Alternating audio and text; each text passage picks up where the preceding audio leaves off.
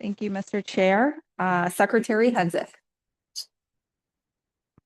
Commissioner Larson. Present.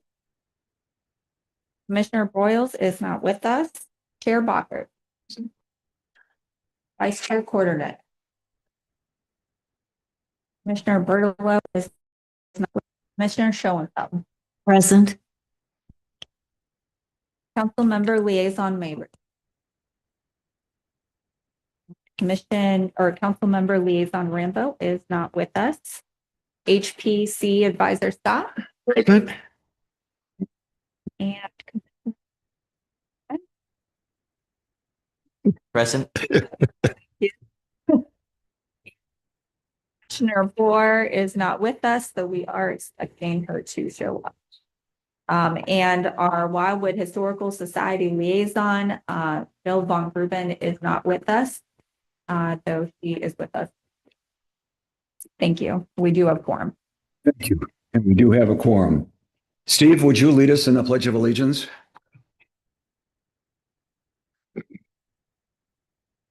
Allegiance to the flag of the United States of America and to the republic for which it stands, one nation, under God, indivisible, with liberty and justice. Welcome to all of you. Thank you for being with us on the first wonderful evening that we've had in a long time, and we're all inside. So thank you for giving up that opportunity to be out there. I would share with all of you that I'm also giving up another opportunity this evening this afternoon, my wife and I celebrated our 60th wedding anniversary. Thank you. With dinner at Annie Gunn's at noontime so that I could be here this evening. So we are still celebrating just a little bit. We can have an opportunity, if you've not already done so, to look at the minutes from our last meeting. I assume that most of you had a chance to do that. Are there any additions or corrections to those minutes?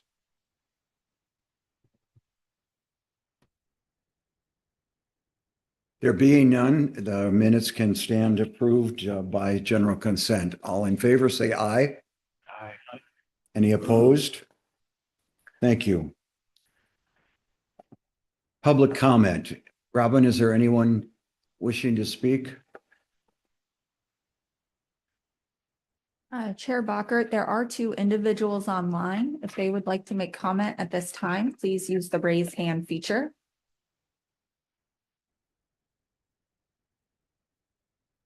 Mr. Chair, I see no raised hands. Okay, thank you very much, and welcome to you who are listening. The Historical Society, not present, but do you have any report from them, Robin?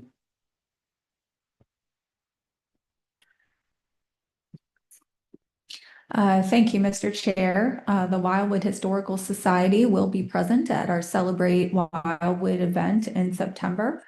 And Ms. Von Gruben told me a limited number of calendars for next year. The Route 66 themed edition will be available there as well.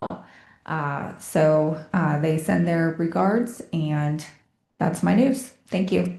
Are those calendars complimentary or for purchase? They are free to the public. Yeah, it's a very nice calendar. They do a nice job.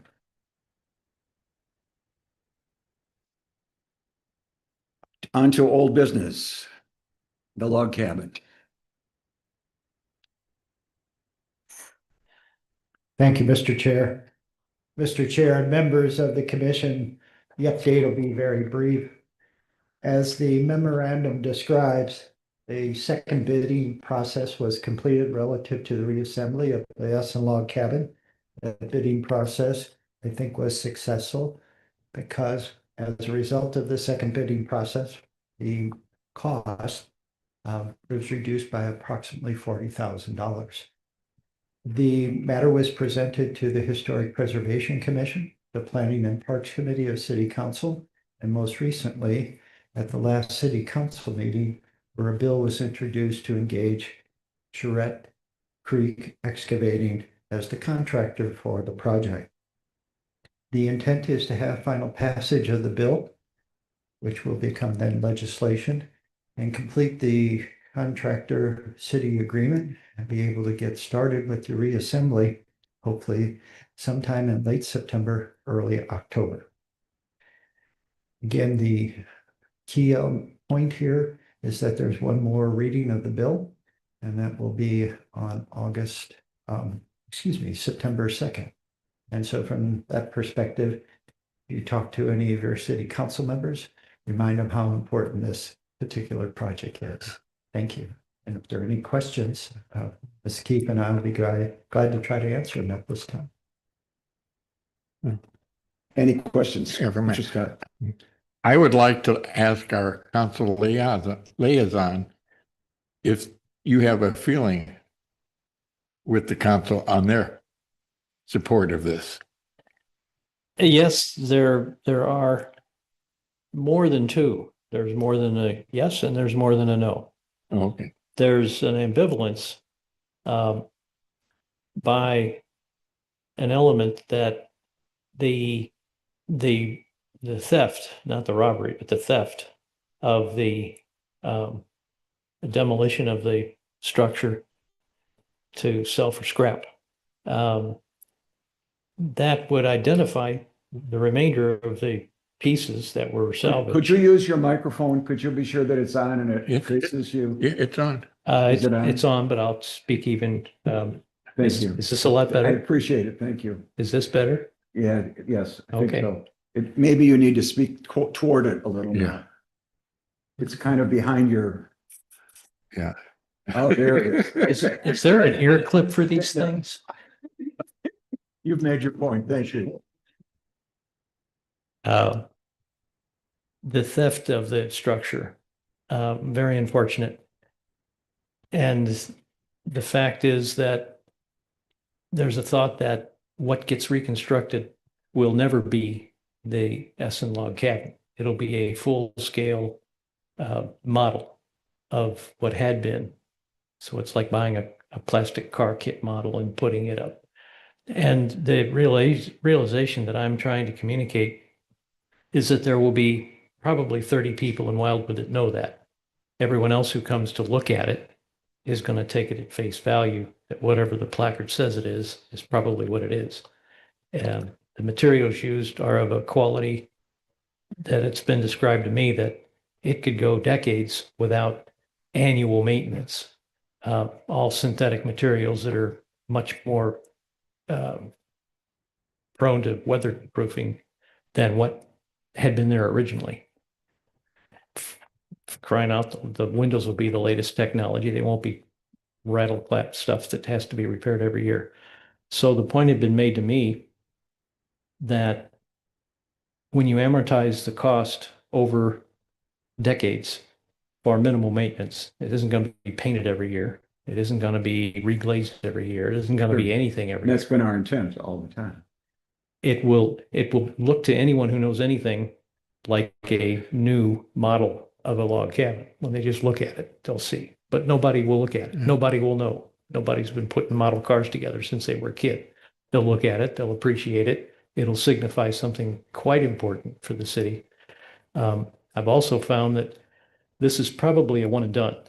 I would find that it would really cramp Village Green style if we tried to replicate Faust Park. That's fine because I guess they've got many acres to do it with, and it's been done, so it's already been done. Why try to just do something the same over again? So I know I'm rattling on, but those are the arguments that are up. There's also going to be an element that considers that a nice to have like that structure for what amounts to a few $100,000 it needs to be triaged with the growing critical mass of other infrastructure and utility oriented needs for the city. We pour a lot into parks, justifiably so. We pour a lot into what initiatives we're undertaking now, justifiably so. But the big but in the room is We've got watershed erosion that we're getting zero support, and the prices are just racking up. And we need to, in effect, communicate, resolve in taking care of those seeming higher priorities than a nice to have log cabin to show off in our village green. Those are just different perspectives. And I'm not going to say that I sense a majority of any of those one of three positions. You don't get two of those in the same court, you don't get a quorum. I hope I've helped.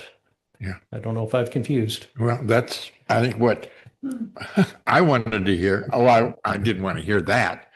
Well, isn't there a fair percentage of the structure that is Well- from the old cabin? Over 95% of the logs are old. Yeah, that's what I But thought. yes, it Excuse me, will, it's something there that will be holds a it back. new roof on it, which I was more in favor of staying with the cedar shingles instead of the synthetic, mainly because so they would age and look older. It will have new doors and windows, but they'll be painted with, I mean, you have an old cabin, you paint the doors and windows. So I think that's, when you look at the side of it, I think you'll say that's the old cabin. So, but and I do think, if we can get, say with the school district or with some other group, some sort of program where there will be interpretive displays and programs there, where somebody will come in and show how they made apple butter, how they wove a basket, how they did all this. If we could get that and get a lot of activity there, not just during Celebrate Wildwood, people walking through there, but get some activity going on there, then I do think it will become a popular thing, just like the park and the dog yard is to the city. I think it will be appreciated. But I think we've got to find somebody, a group that will use that building. Joe, would you like to make some comments to that for us and Certainly. interpret it for us? Certainly, Mr. Chair. Mr. Mayberry, as a council person, probably has a better pulse on the other 15 members that form Understood. that body. But I will tell you that during the discussion of the Essen Log Cabin reassembly, the department did note to many of the city council members that the Essen Log Cabin has been with the city for almost 10 plus years. And in that 10 plus years, the Department of Planning has basically allowed it to be placed on the back burner while other higher priority projects that came along after were addressed. And so my point to city council has always been, we've waited our turn. We don't need to wait any longer. 10 years is enough. And so that's been emphasized to the members that I've talked to regarding the cabin. Secondly, I would argue that given the condition of the cabin, it would have been a long shot if we would have used the rock foundation for a public accessible cabin. So from the perspective of the department, we were going to change that probably anyway. Because placing old rocks under a new facility and then inviting the public in is probably not in the best interest of public health, safety, and welfare. Not knowing the roof, but the disassembly may have addressed that for us if we had even done it under the guidance of an expert. So I'll argue that the core components, as Mr. Scott mentioned, are there. And for the most part, that's what we basically accepted the cabin for the purpose of a reassembly, is that it will look like the Essen Log Cabin because it is. And I made one error in my dates. The city council meeting is on September 8th, not the 2nd. My apologies. Any other Mr. comments Chair, if I may, concerning the log cabin? Council Member Rambo is now with us, and I do believe he has a comment as the hand is raised. Okay, Hi, folks. Yeah, I'm very sorry. My power is out. It's still out. I which means my well is out. I couldn't take a shower, and I started trying to get in about 20 minutes ago. So I apologize for being late, but this is the discussion that I was most looking forward to participating in. I actually spoke to Councilmember Mabry about this, and I didn't hear any of what he said. I heard his last 10 seconds, but I have a different perspective on the cabin and a different perspective on the support in council. The phrase that I have used with several reluctant folks is that something for the soul is not impractical. And this is a huge bang for the buck. The centerpiece of our new Village Green park location. Every time you go to a concert, every time you go to, if we reinstitute the barbecue bash, the Friday night music things, so forth, people will say, "Oh, hey, this is great," and folks that are not residents will say, "This is a great community." It's just one more sales point in our favor, saying that we take preservation seriously. But the condition of the cabin, the best case I can make is that if you go to the Smithsonian and look at a beautifully restored Mercedes-Benz from the 1880s, they will have a wheel that didn't come with that car. They will have refabricated panels because they couldn't find a fender, and 80% of it will be the original, maybe 50%, maybe 30%, but it does not detract one iota from the impression that folks get and from the education that they take away from looking at that stupid old, car that's been cobbled together because, somebody did a pretty loving job cobbling it together. I think everything that is faux about this cabin it does us a great service of making it maintenance free and safer, or lower maintenance and safer. If you look at Jim Boland's cabin, for example, he restored it. Spectacular job, and it was probably 80% there. He had new roof purlins and new shingles and so on and so forth, and a different foundation. And ours is going to be right up there with everybody else's restored 200-year-old log cabin. It's going to be 80% original, and the rest of it is new stuff that's made to look old. I see no problem with that whatsoever, and I haven't gotten there are a couple of folks that don't want to spend a dime for anything on council, but this is important.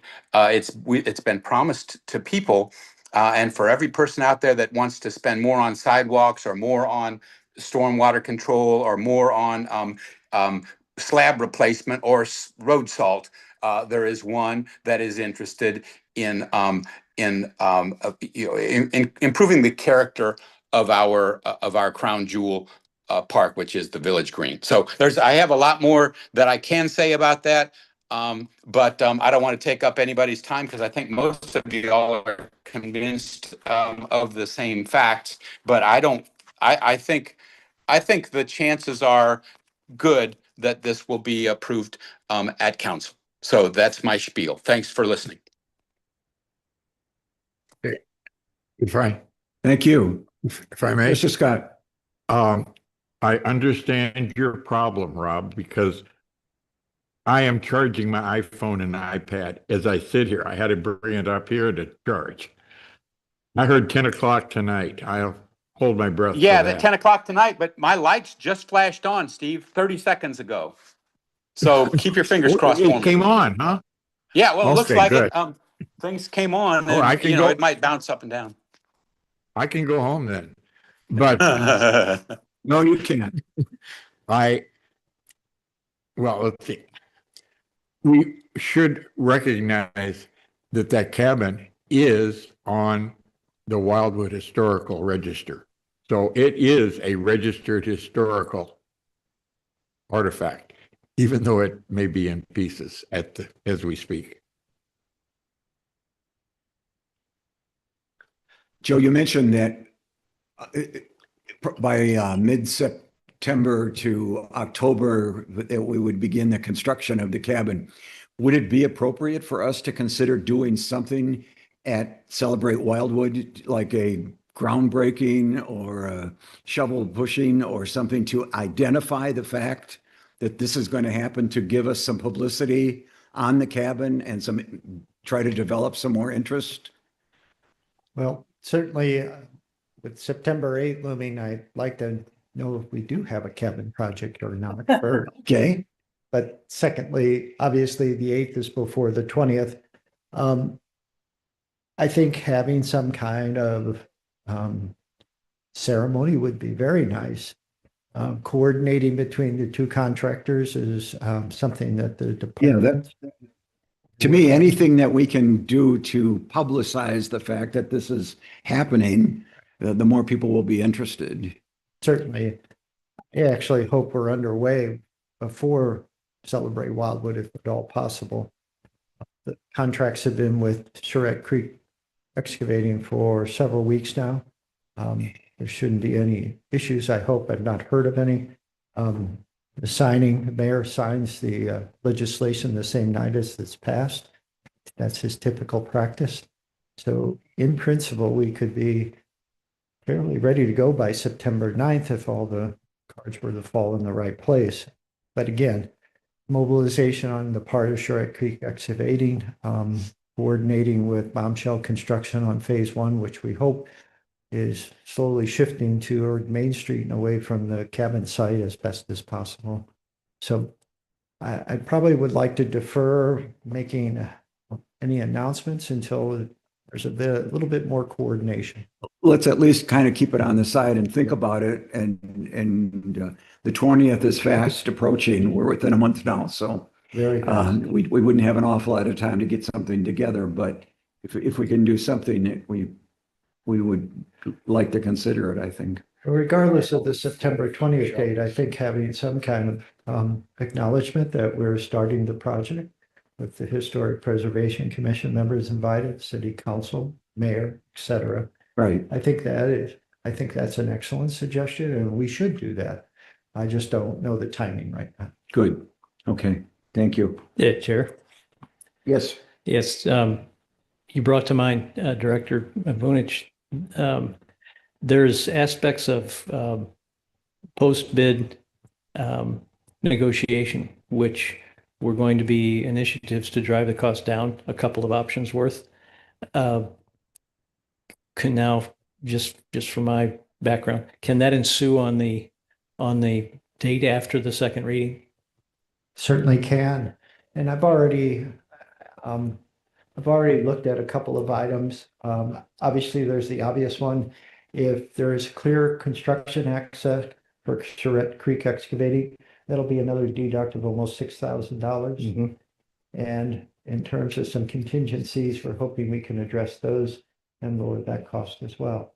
So, as I say, after the 8th, if all goes well, there'll be a couple busy days, but hopefully we'll have some good news to you, be able to email thereafter. I didn't feel it appropriate and never would to speak for the other council liaison, Mr. Rambo. He and I did share what I considered my getting more benefit from the conversation than he did. He just really plussed me up on background and information. And one last thing in the world I'd want to do is say that the project is a shoe-in and then have some inadvertent setback, and that those happen more frequently than I would have anticipated. But I would say that I'm optimistic that while not a shoe-in, that it will end up inevitably awarded or acted on favorably. Mr. Chair, with your permission, I think Councilmember Mayberry's approach is fair. We've spent the last almost 9 months now at City Council discussing our revenues and expenditures. Our city administrator has made it quite clear, at least in terms of capital improvement projects.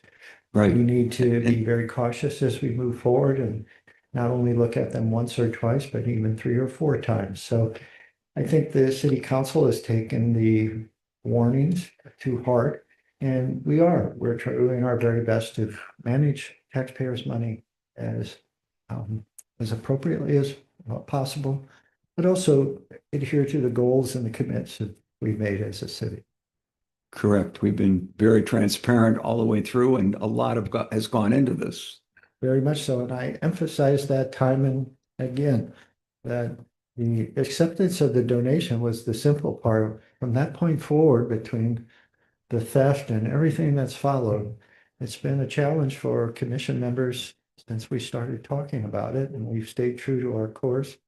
And I think the group and the community deserves the opportunity Yes. to see the reassembly.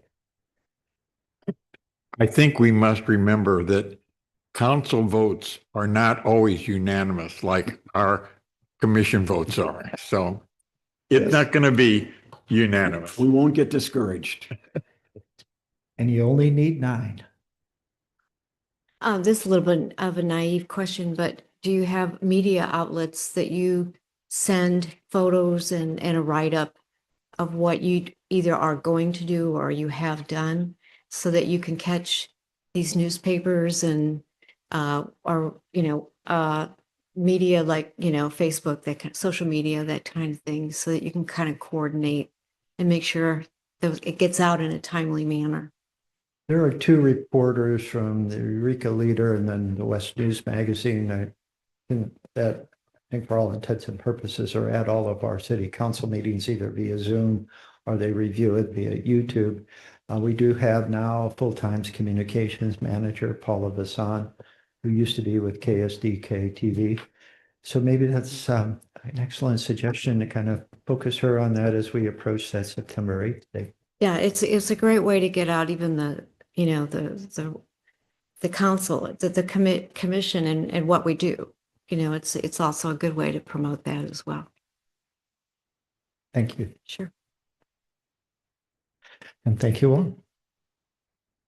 Historic Preservation Plan, that's Robin.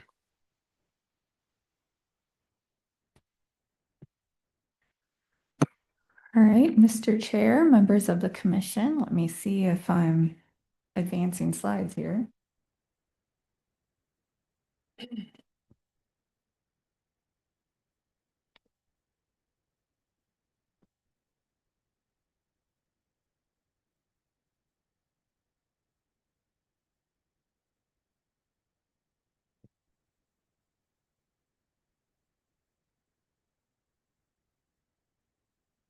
I could have your patience for just a moment.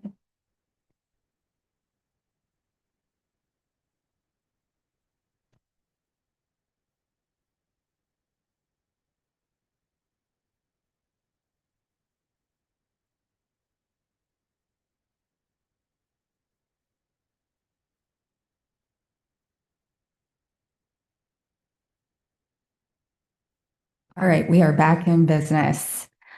So as this commission is aware, we have been very busy this year with a lot of engagements having to do with our historic preservation plan effort. This will be the first historic preservation plan the city has done. We are now through much of the engagement portion of the plan. There'll be many more opportunities for the public to have input, including Celebrate Wildwood and including down the line for drafts of the plan. But at this point, MIG has come out to visit the city. That is Marcia Boyles, our project manager on the right, and Lori Matthews, who is the director of the cultural planning studio for MIG on the left. On July 24th and 25th, they came into town. We took them on a tour of historic Wildwood. Commissioner Schoenfeld and Advisor Scott were kind enough to help narrate. We took them down our historic Route 66 corridor all the way. We went up to historic Melrose, historic Kelp. We touched on the Madison Valley area. We stopped at Mount Pleasant Church and Cemetery and talked about the history there. We went to historic Centaur and showed them the Monarch Chesterfield Levee Trail, where we're thinking of that African American Heritage Project. We stopped by the Westland Acres Historic Community, went through historic Orville, took them to Big Chief Roadhouse for lunch, And then later on, I was able to take them down Woods Road to historic Glencoe, Rockwoods Reservation, and the River Craig Mansion in Marycliff. So they got a very nice cross-section of our city, I think, through that historic tour. And I'd just like to thank everyone who was involved in that. Later that evening, Thursday, July 24th, this commission did host a historic preservation plan open house. We had about 50 attendees, which I think is pretty good. We had a lot of public input. We had a full room. The presentation from MIG was very nice. And of course, we had ice cream served by two little girls who really stole the show. So thanks to Scener's Ice Cream, we do have a video now that's on social media and on the city website that gives a nice snapshot into the evening. We received quite a bit of input. I talked to a few individuals who are interested in potentially placing their historic assets on the Wildwood Historic Register. So that was a good outcome. I talked to a lady who's currently restoring the Ball Essen Farmstead, which is a National Historic District. So she was talking about sending me some photos, up-to-date photos that we can place on our website for that. So we had a lot of nice touch points, I think, coming from the open house.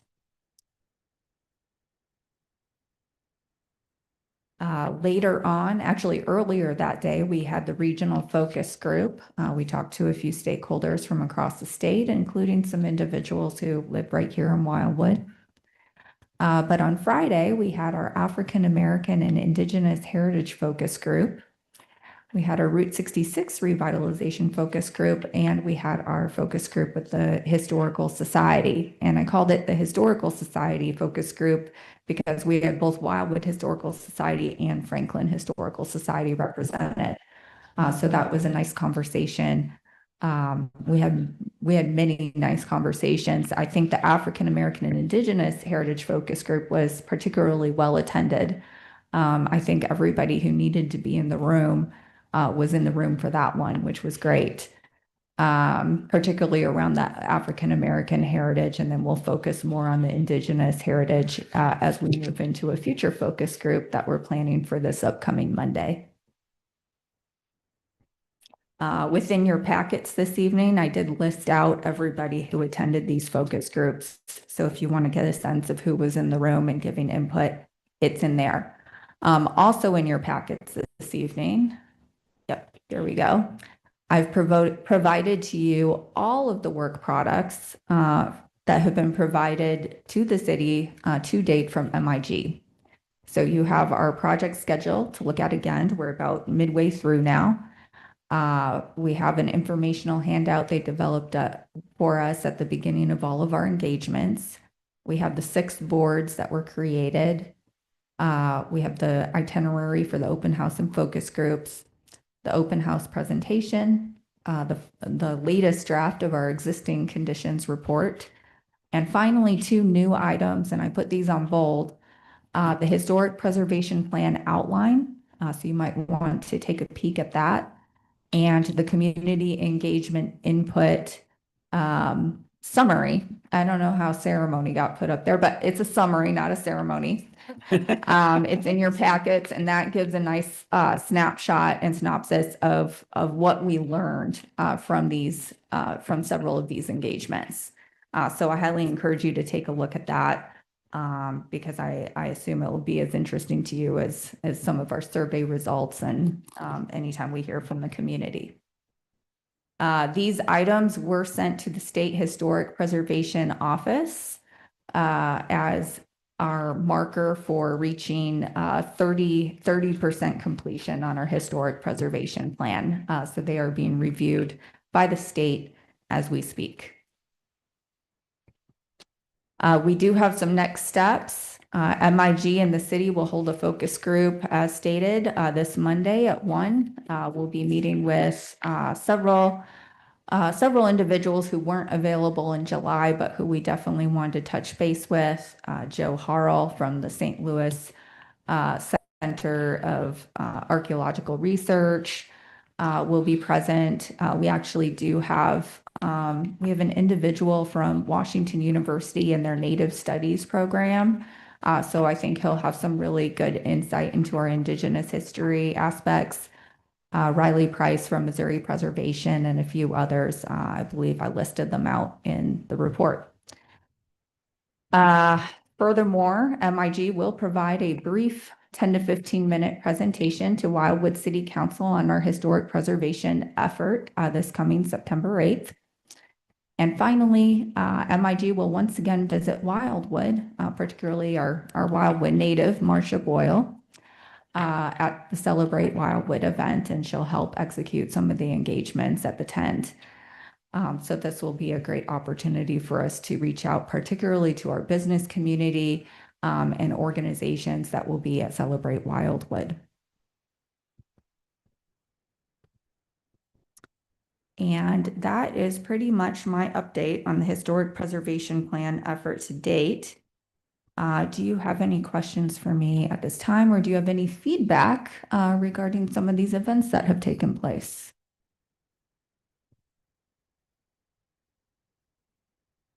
Yes, Steve. Just a comment.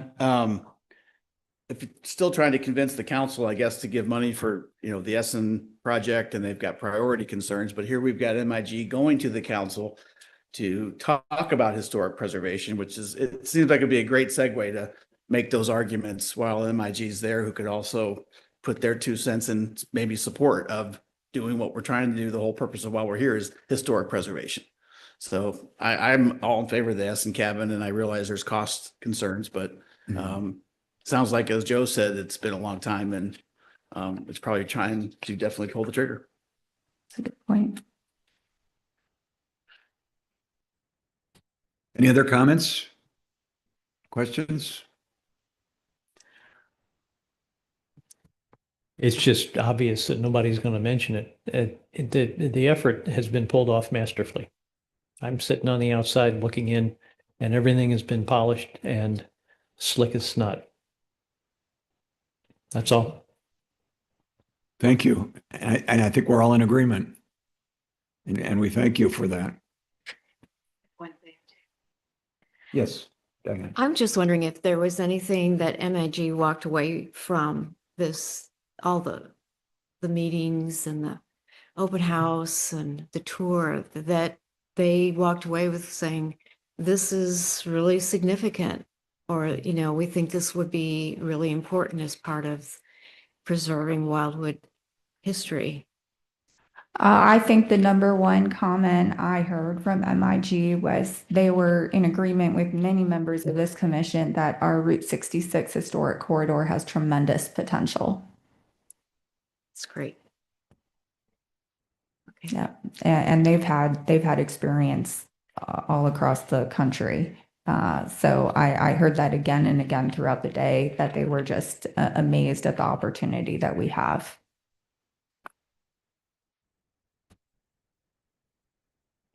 Thank you. How about Portner Park? Are you ready for that? Or is that someone else? Oh, we're going to trade. Okay.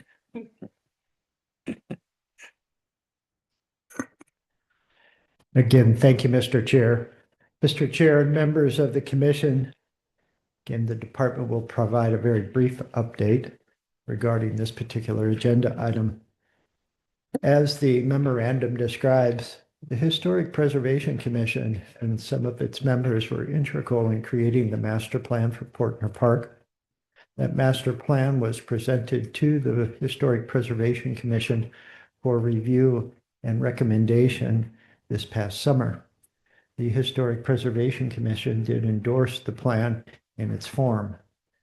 The park, the 27 acres that form the property, is given a very light touch relative to the master plan. After a site visit at the beginning of this year on January 4th, and then subsequent visits by the individual members, it was clear that the nature should be the primary component of this park, and improvements and changes to the ecology should be minimal.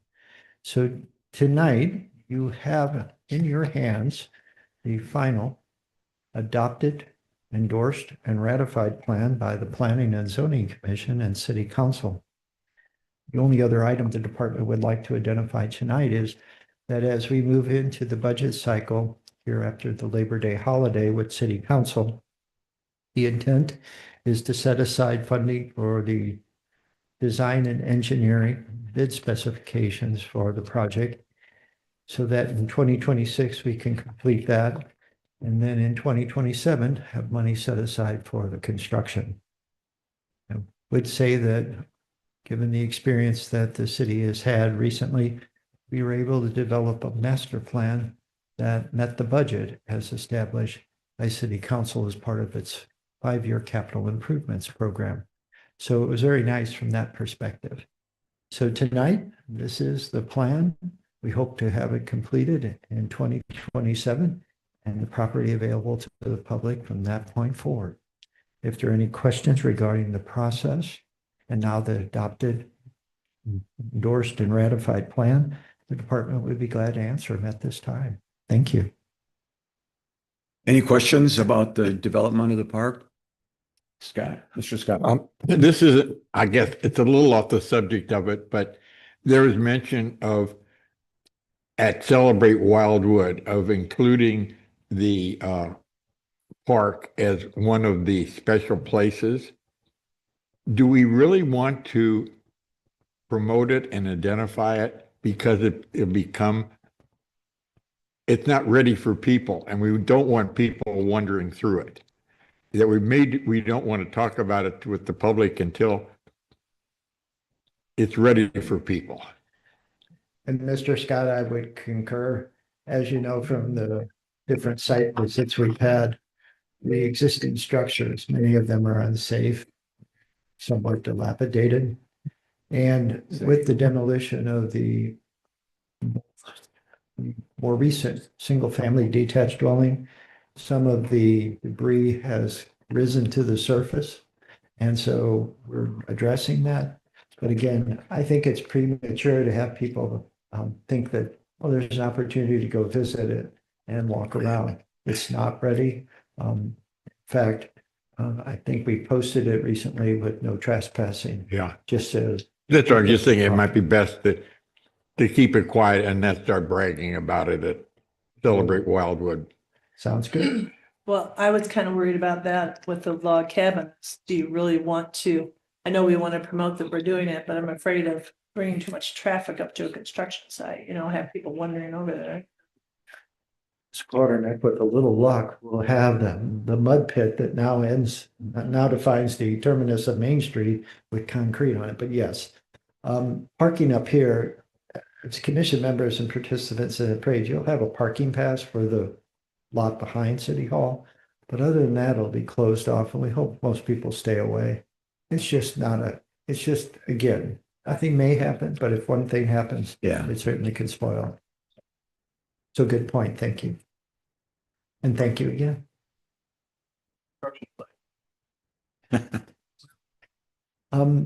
I've witnessed at least 2, if not 3 arguments between the subcontractors and people walking on the oval. Basically them telling them it's a construction site, you shouldn't be here, and them kind of telling them to go pound sand. So it's, from everybody's perspective, it needs to get done and we're working very hard to achieve. Sure. Excuse me, is there signage that indicates it's a construction area and people should not enter? Yes, we had construction fencing around the perimeter for the first 12 months when the grading was completed and we were kind of in a stall pattern. We had to remove most of that to access different portions of the park for construction purposes. We thought about placing some signs, but Bombshell Construction told us any signs they put up, they seemed to disappear that same night. So Wow. we've been struggling at the location, so to speak, just trying to manage access.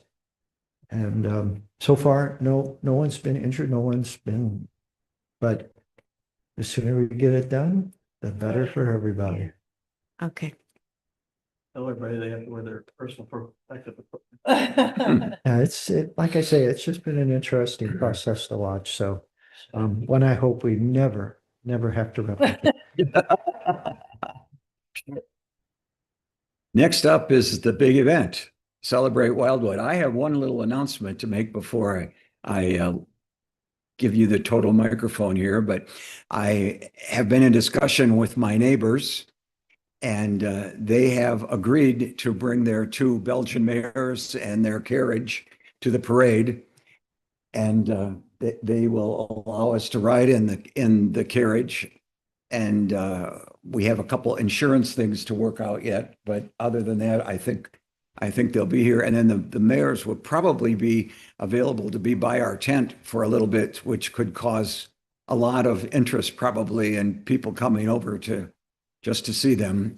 So we have some details to work out, and I'll keep working on it. And my wife has said that she will make a couple signs. She's the artist in our family, and she can make some sign that we'll put on the carriage, and it's right in our backyard, so we can go over there and measure and do whatever we need to do to get it ready until we bring all it. And it's quite an undertaking to transport this major carriage, 2 big Belgian mares and a lot of trappings here. So I think we want to find some way to thank them when it's all over with, and we can talk about that later. But that's not in a big hurry. But I think they'll be a great addition to the parade as well. They've just moved here from Maine, and they've done this in numerous parades throughout the state of Maine. So it's not a new thing for them. They will know more what to do than I would know what to tell them to do there. But she is a new marketing director at Schnucks. And so she's delighted that we're leaving from Schnucks because the animals will be parked at Schnucks at the outset of the parade, and there'll be a tie-in. We may have Schnucks' name on it someplace, but they're being very helpful in the whole process too. But I think it'll be a very nice addition to the parade. That sounds great. How do you think they would do around classic cars? Pardon? How do you think they would do around classic cars?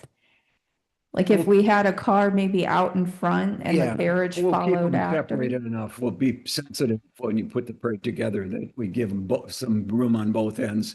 We'll probably still use the cart even, and we'll decorate it, maybe not as flashy as we would have, but because we probably will need a pooper scooper behind the horses, picking up when we need to, and the little cart can do that for us, and we'll get somebody to do that. If we have any volunteers, they'll be accepted, but we'll work that out too. Well, Commissioner Bertolo did volunteer some classic cars that she and her husband own for the parade as well. Super. So I'm kind of imagining a Route 66 presence followed by the carriage, and then we'll trail with the golf cart / pooper scooper. Oh, okay. That's good. All right. Well, let's definitely coordinate on that. I'll need to talk to our parade planners in the department and just make sure everyone's on the same page. But And we'll that make sounds sure we great. get the insurance things straightened out. And All right, fantastic. Well, that pretty much covers my parade planning topic. The only thing I'll touch on is, once again, we'll have Route 66 stickers if we want to hand that out to the crowd, just so we have something that we can be giving people. But otherwise, it sounds like we have an idea here. Good job. yeah. All right. Mr. Chair, members of this commission, Celebrate Wildwood, 30 years of Wildwood. It's an all hands on deck event for this commission. We engage crowds all day long at the History Tent. This is our opportunity to talk with people in depth. We don't have as much music interfering with our conversations at Celebrate Wildwood.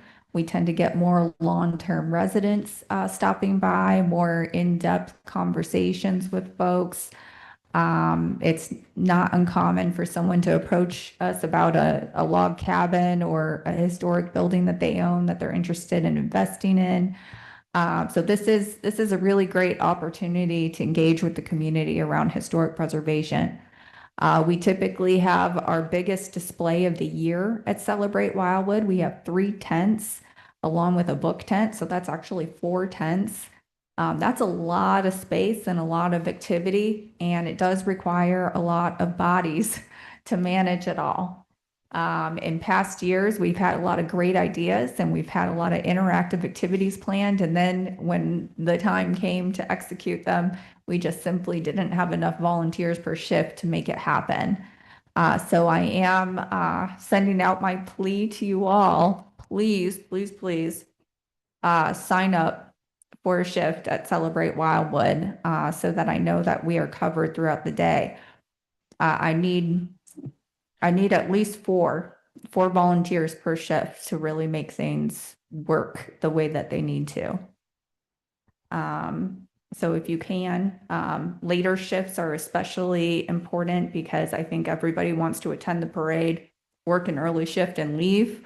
Well, that means I have empty shifts at the end of the day. So please consider working towards the end of the day as well. Do you want to bring in some outsiders or friends or, I mean, if you're going to be that hard up for bodies? If you know someone who would like to volunteer, I'm more than happy to have someone volunteer at the tent. I did reach out to some of our past commissioners with my email. You may remember an email from me the other week. I did reach out to our past commissioners. In fact, our former Commissioner Roughton signed up to work the last shift. I included some of our previous volunteers on that email as well. So sure, anybody we can get would be great. It does help to have knowledgeable volunteers though at the history tent because we're trying to engage them around what we're doing as a commission. So if someone shows up and they don't have a lot of knowledge, it makes it harder to do. We can probably have them handing out points of interest maps, but just keep that in mind as it helps to have someone who's knowledgeable about what we're doing and what our projects are. So I will be sending that email out again along with the associated sign up. Please take a look and see if there's some time you can donate on that day.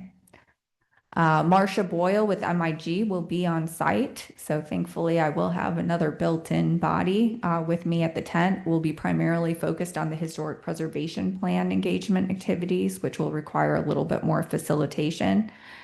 We're also talking about doing some canvassing because as stated, we have a great opportunity to reach out to our local businesses and organizations, all of who are going to be most likely vendors at the Celebrate Wildwood event. So this is a great opportunity to talk to them.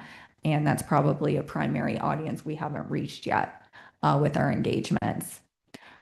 Jill Von Gruben will be at the event and available for some book signings. She may not be there the entire time because as you are aware, Wildwood Historical Society is going through a bit of a transition and she may be needed elsewhere for parts of the day. But she will make an appearance and help with the sale of books. We'll have our usual displays. We'll be giving out Route 66 keychains, historic community stickers, and Route 66 t-shirts.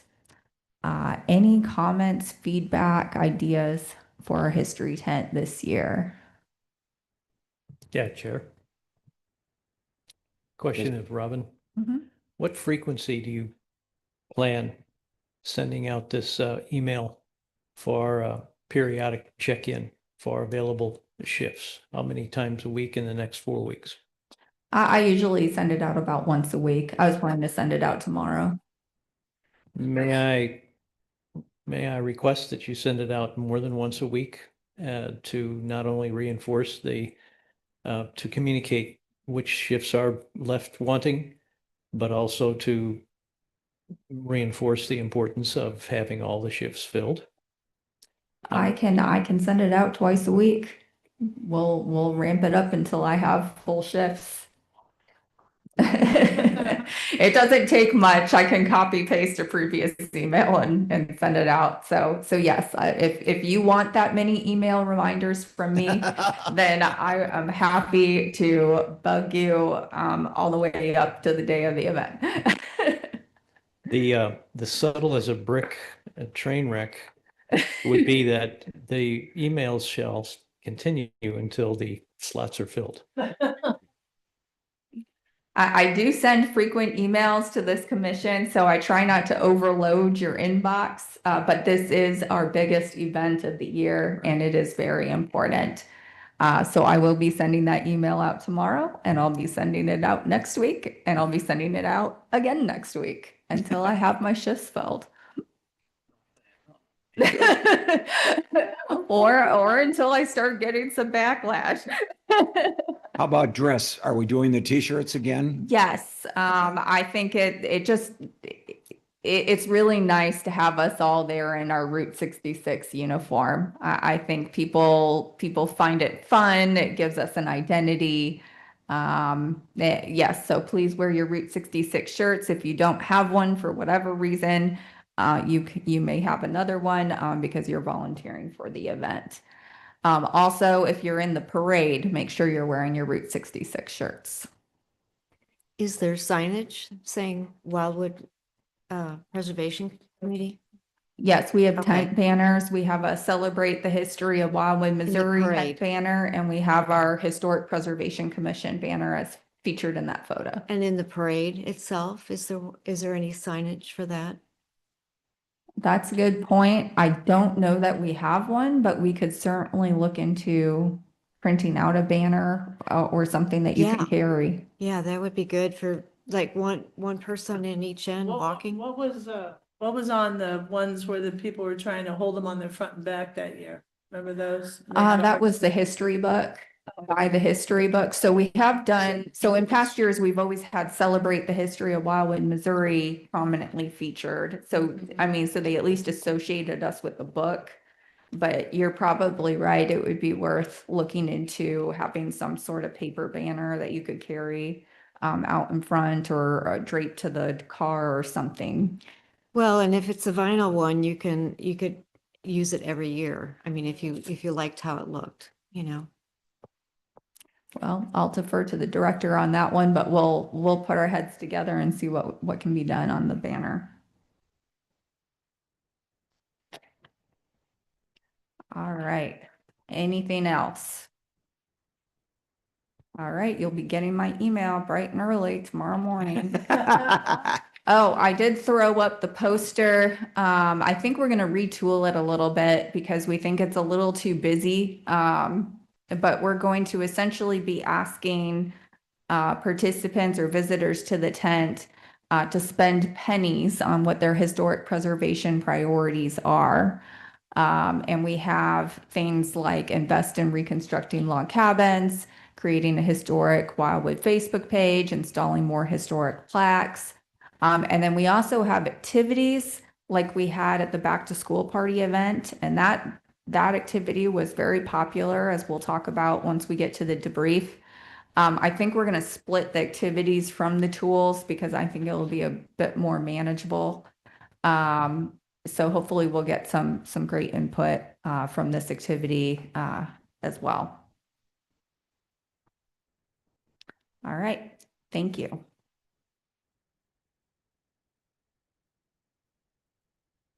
And are we ready for historic Route 66 revitalization? We are.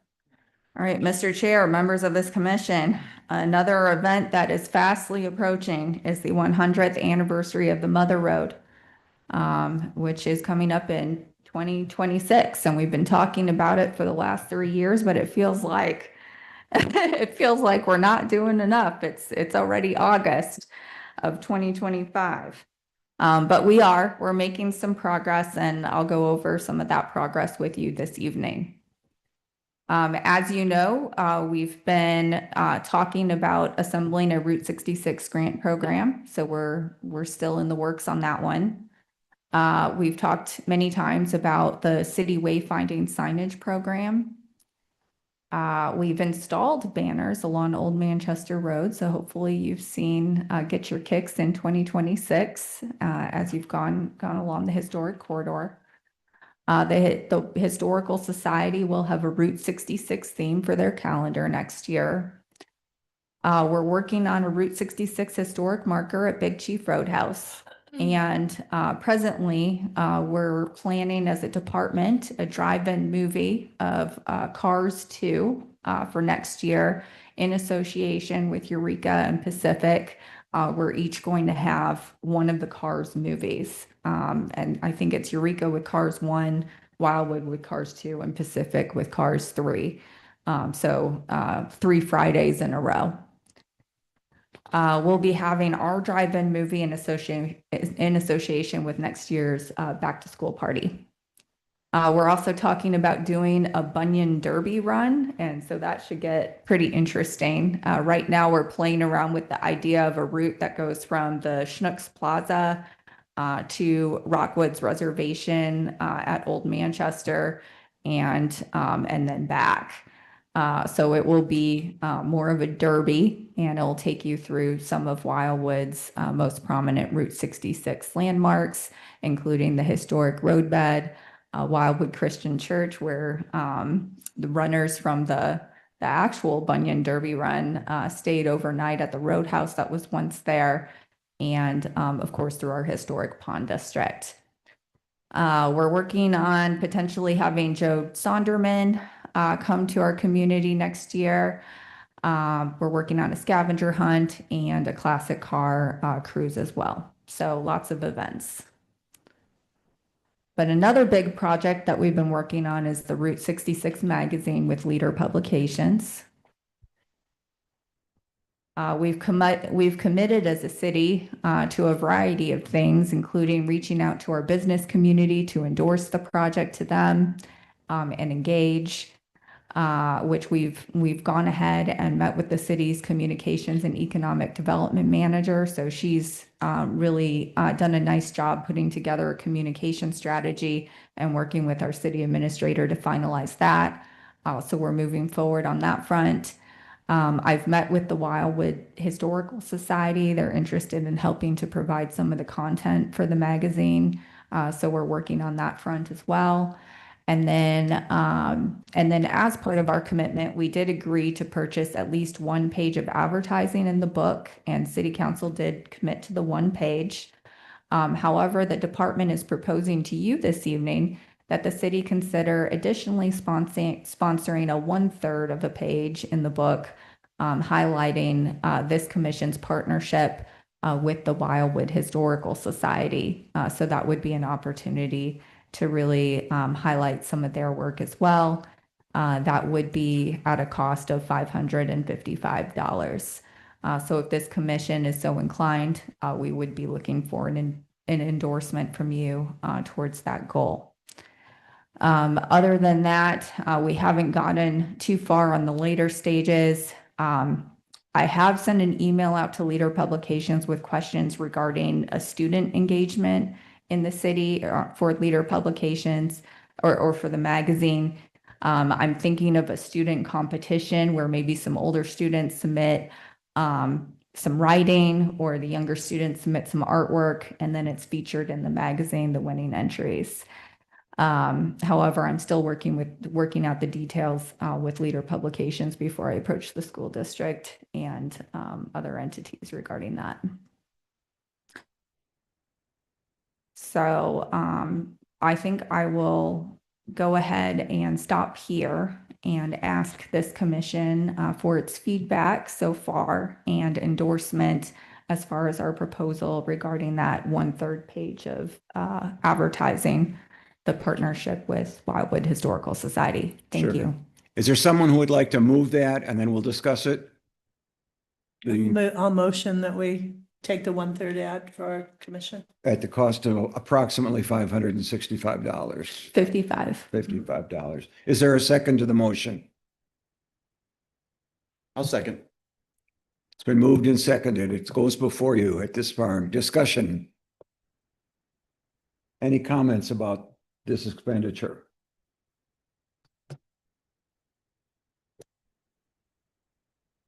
No comments? No. Motion. I would recommend accepting it since I don't have a vote.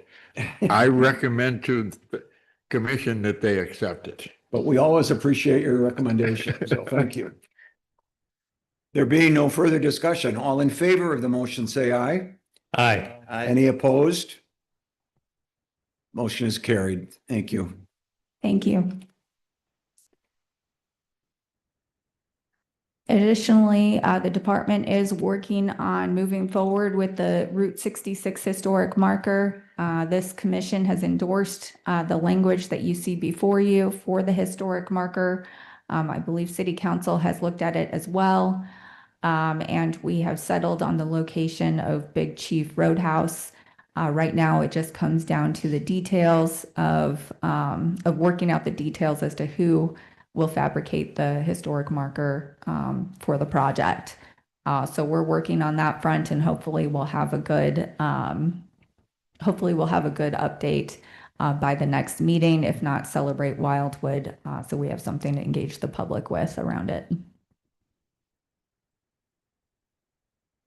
Our next steps, as noted, we're looking at cost estimates from Arch Engraving and Graphics Architectural Signage. We're poking at the city attorney right now to determine which route we can go, because we are looking at potential design considerations having to do with each. Hopefully we'll engage the community with drawings at the Celebrate Wildwood event, and then we'll forward those plans and the estimated cost to City Council.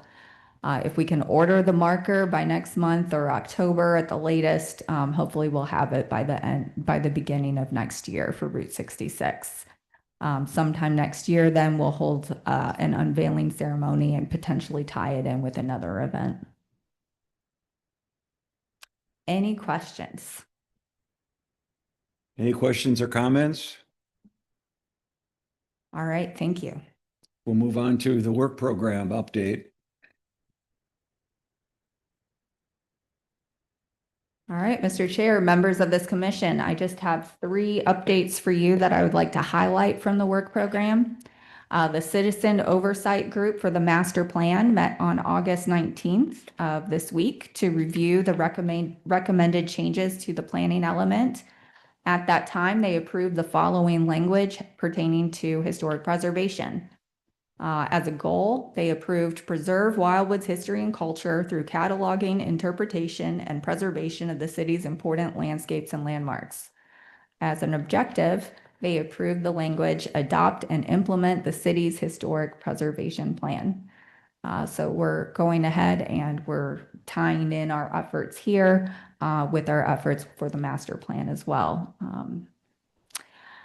Additionally, I'd like to note that Commissioners Bohr and Raghuraman are making progress towards their second term projects, and will provide an update to you in October regarding them. And finally, the department does have a tentative save the date hold for the afternoon of Sunday, November 2nd, for the memorial brick dedications for Jill Von Gruben and Linda Hartkamp at Old Pond School. So please mark your calendar for the afternoon of Sunday, November 2nd, and hopefully we'll be able to move forward with that.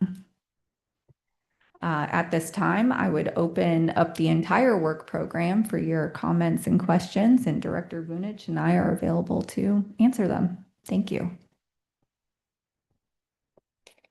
Any comments, questions about the work program that we haven't already covered, or that you don't know we'll still cover? There being none, you will see in Part B those things that are not ready for action. If you have any questions or comments about those things, we can ask Joe or Robin. Otherwise, we're going to move right on to new business. Any questions or comments about those things? There being none, we're ready for new business, the back to school party debriefing.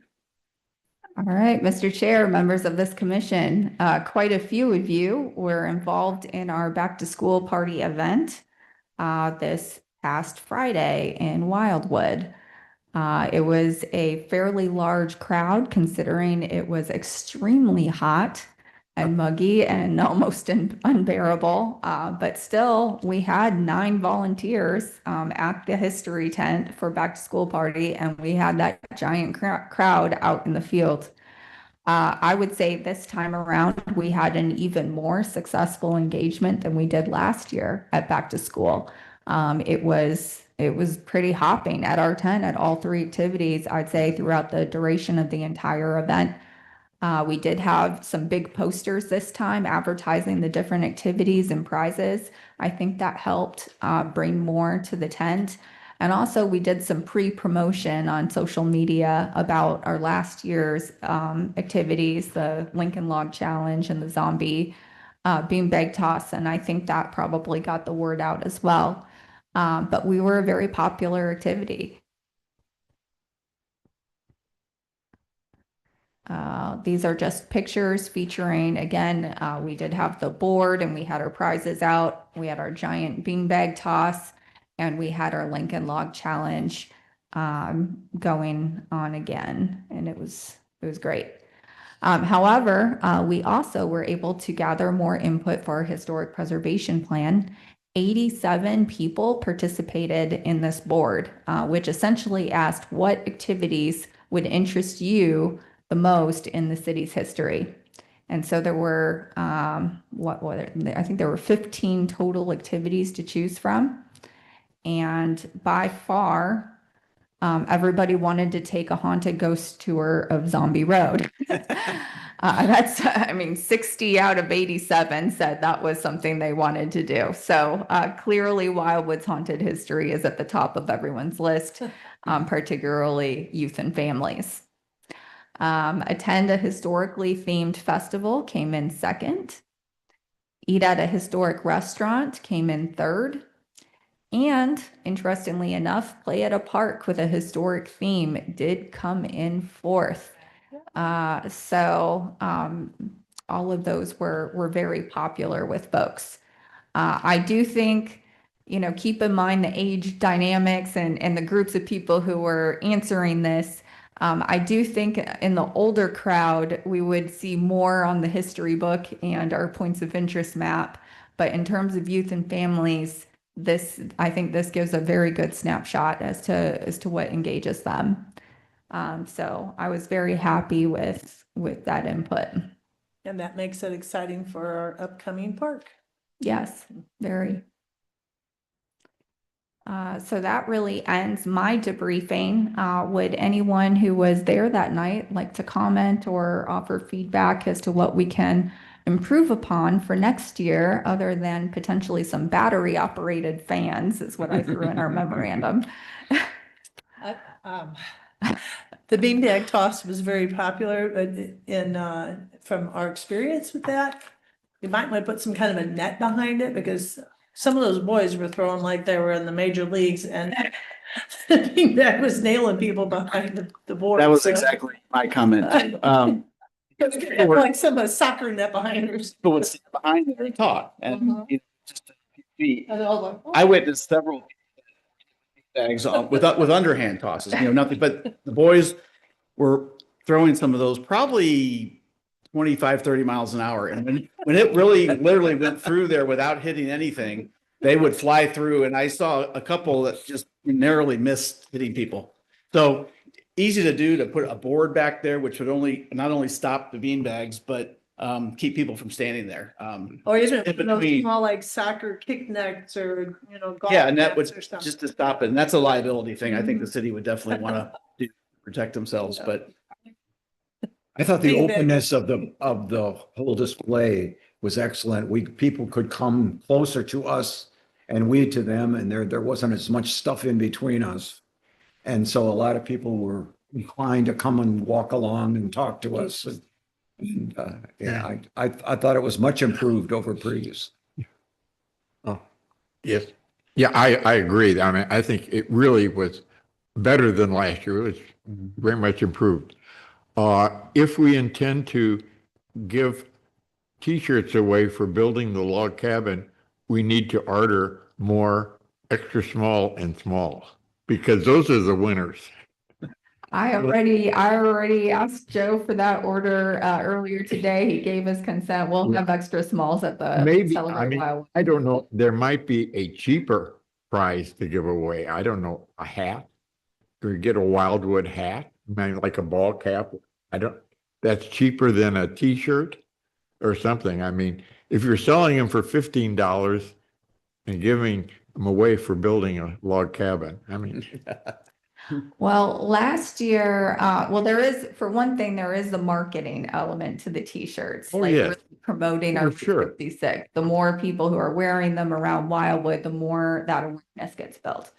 At last year's event, the city just happened to have like an overflow of previous year's Shivering Shadows gear. And so we were able to give away those as prizes. This year, unfortunately, we didn't have as much of that overflow. So we decided to dig into the shirts, but we also have those Route 66 keychains. So that was given as a secondary prize for the zombie beanbag toss. And we always have stickers as kind of a participation trophy. Something for the smaller children might be a nice, giveaway. I don't know, something like a stuffed animal that says Route 66 on it or something like that. I don't know right offhand, but that might be helpful for the really smaller children, especially the ones trying to build log cabins. All right, on to the points of interest map. Mr. Chair, if I may, I'm just going to take a brief break here.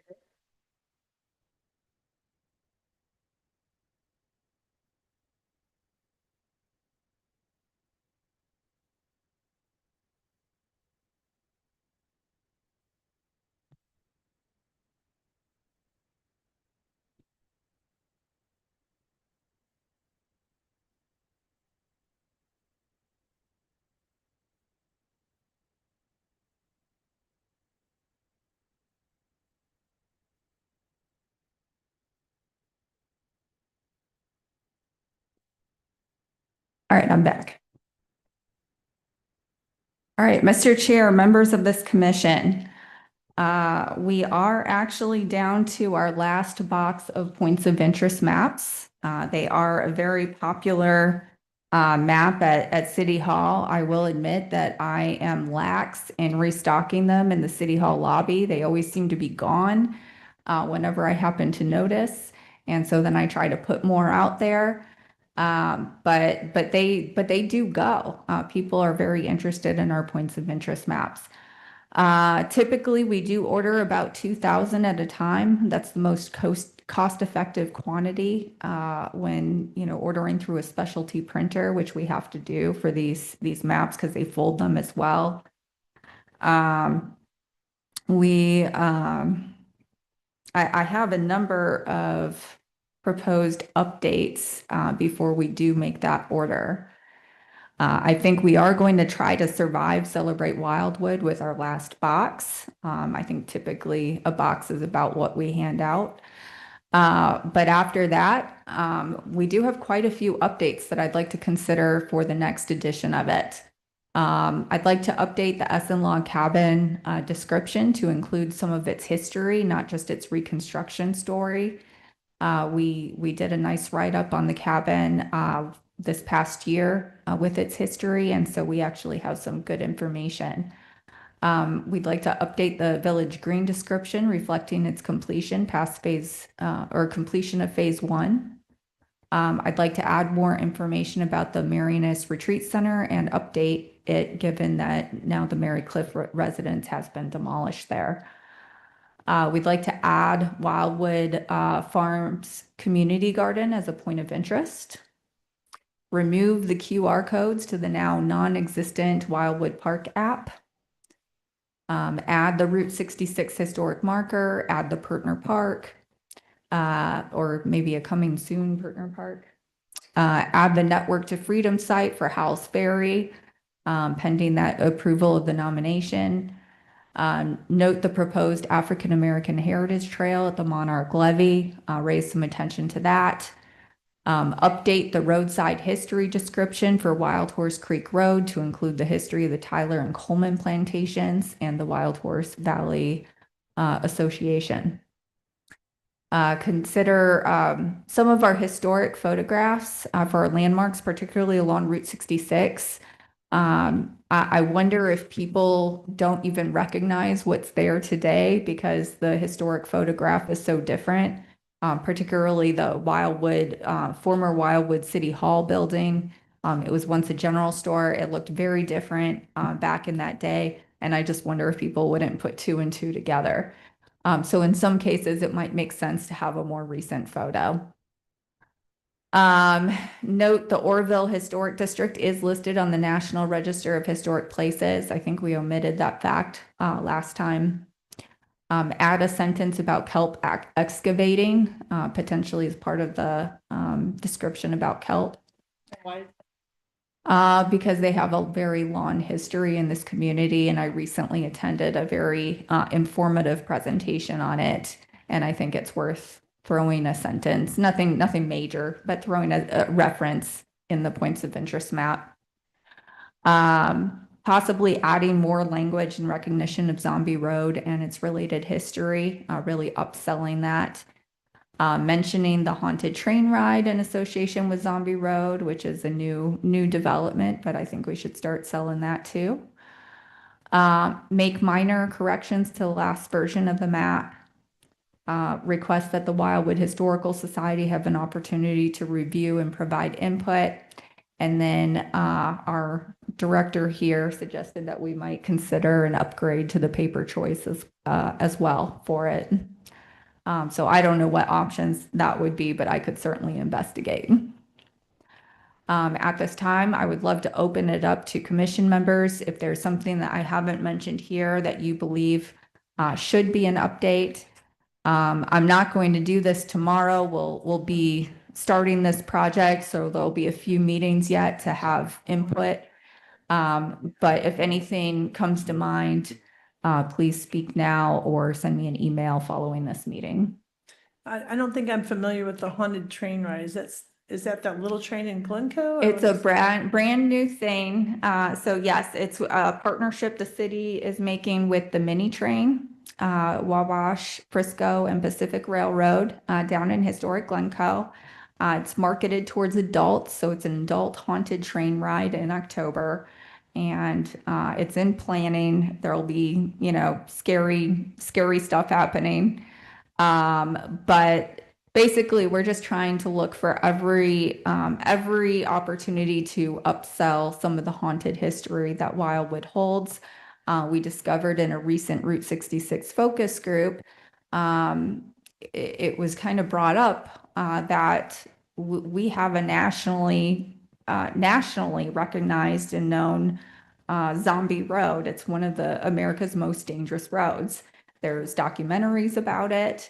There's books written about it. There's blogs. There's paranormal groups, doing doing tours on it.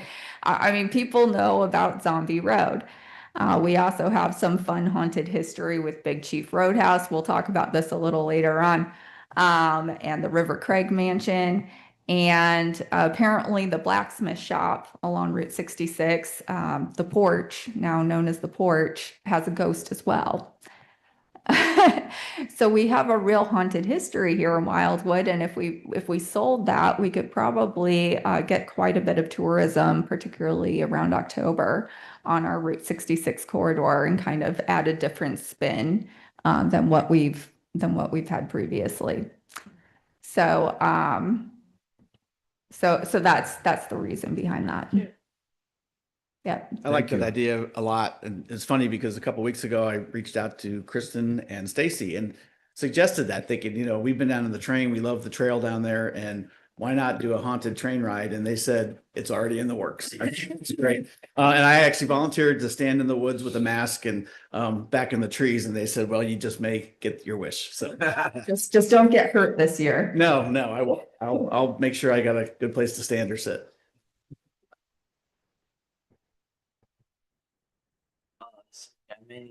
I have a test tomorrow, and I probably need to go Thank you.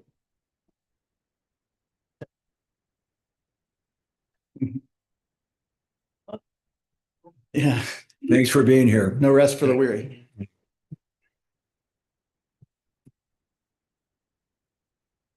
If I may, Yes. I guess, as I mentioned before, I would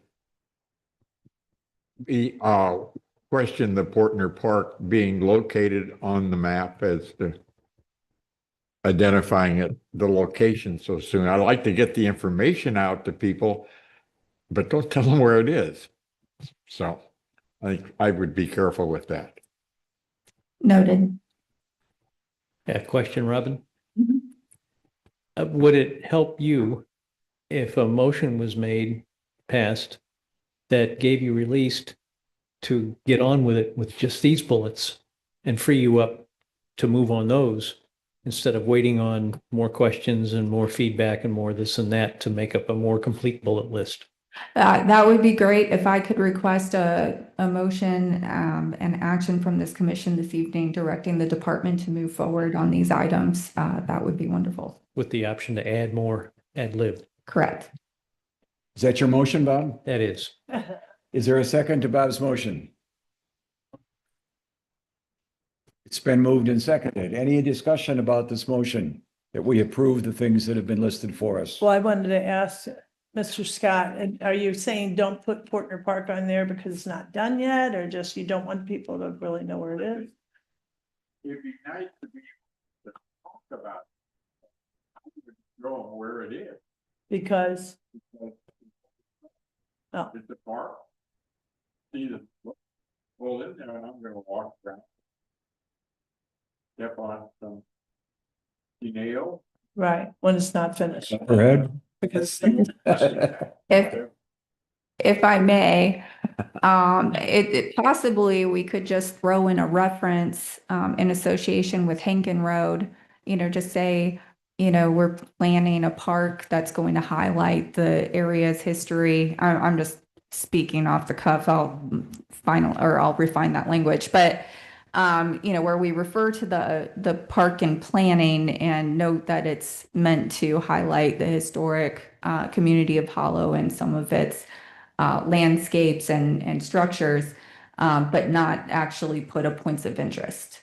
like you're gonna have a little sentence about kelp excavating and their Yes, history. You could have a exactly. Sentence about that. It could just be a reference, but no locator information.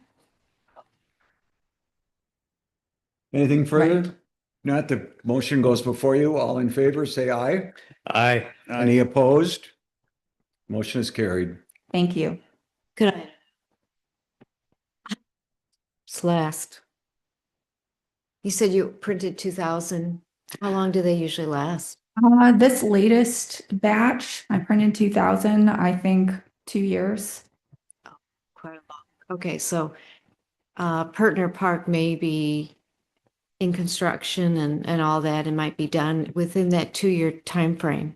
Is that right? That's why we did include things like the Village Green and Essen Log Cabin in this latest batch, because we weren't sure where those projects would be, Right. down the line.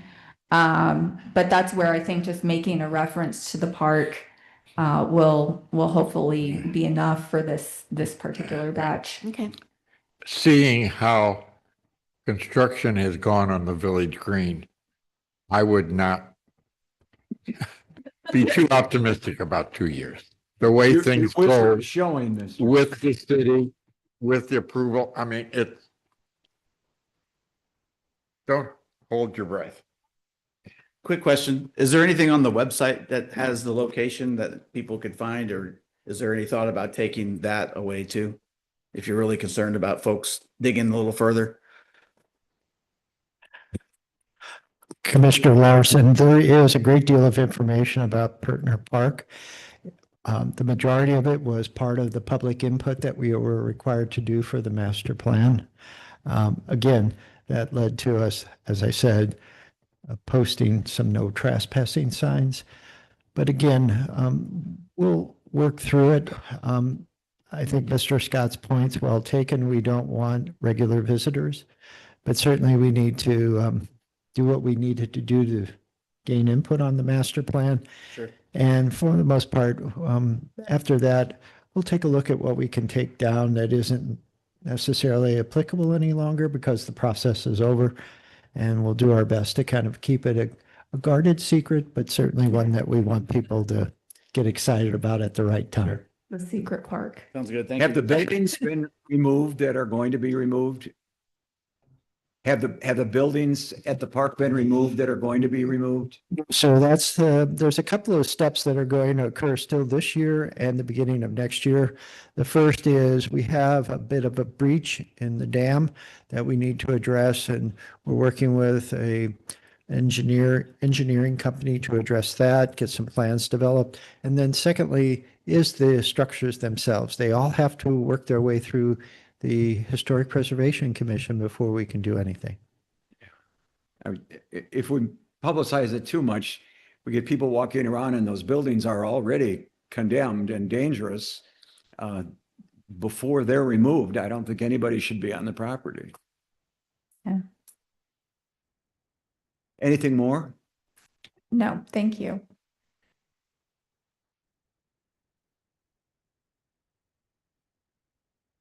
Graphics in the lobby? Mr. Chair, I think first we had an item on Wildwood history book updates. Oh, okay, excuse me. Oh, we sure do. Thank you. Proceed. So at the same time, we are considering updates to the points of interest map. It was also suggested that those same updates would be applicable to the Wildwood history book. While the current version of the book is our final coffee table edition of it, we have, as a commission, discussed repeatedly that the book should be a living document throughout time, and that as more research is conducted, we should add to the book as appropriate. While we don't seek to change this book often, there has been enough activity in recent years and new research that we think updating to the book over the next couple years might be appropriate. And I'd like to go over with those suggested updates with you now. So one thing I noticed when looking through the book, and it's with different eyes now, when I first started with you and the Wildwood History Book Project, I was, fairly new to the city of Wildwood and just learning its history along with you.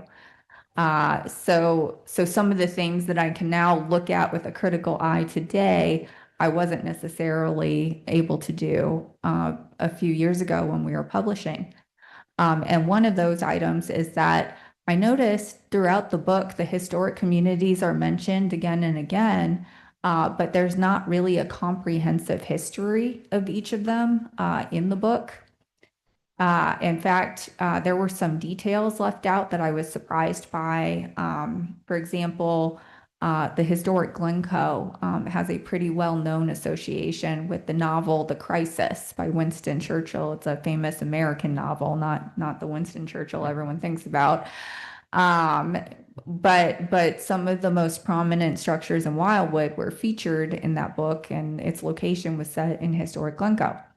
It's not mentioned in the history book. And that goes to show how, some of these community histories weren't really fleshed out. So we think having a standalone chapter or section for our historic communities might be appropriate. It would also be an opportunity to address some of Dr. Rambo's concerns about historic Hollow, because I think he had a lot of information to share that never made it into the book. This would give us an opportunity to do that. Secondly, and perhaps even more importantly, we've done a lot of research now over the last few years on Wildwood's African American history and Underground Railroad. And hopefully in the next couple of years, we'll have a few nationally recognized Network to Freedom sites here in the city. And so I think that information is very important to include in our history book. Again, mentioning the historic communities, our Westland Acres community, also could stand to have more meat to it in the history book and perhaps some oral histories as well. So we think this opportunity to work with Westland Acres as we move forward on our African American Heritage Trail initiative might also be the opportunity to talk interpretive signage, history book, points of interest map, anywhere we can to add to that history. It's an opportunity to call for additional family histories. I think when the book was in development, that call was made many times by the author. And still, after the book was published, many came and they were like, but my family history didn't make it in the book. And and at that time, the book was published, it was over and done with, and we couldn't do anything about it. So this might be an opportunity to call for additional family histories and make sure that that's added. More information on Woodcliff and Marycliff. John Gunther apparently has a very well-documented history of the property. Now that the asset is gone, the book might be the most appropriate way to memorialize it. J.P. Connell House. The Wildwood Historical Society has a wealth of information and photos for that. And now that the house is to be preserved, we should probably look at adding some more information in the book.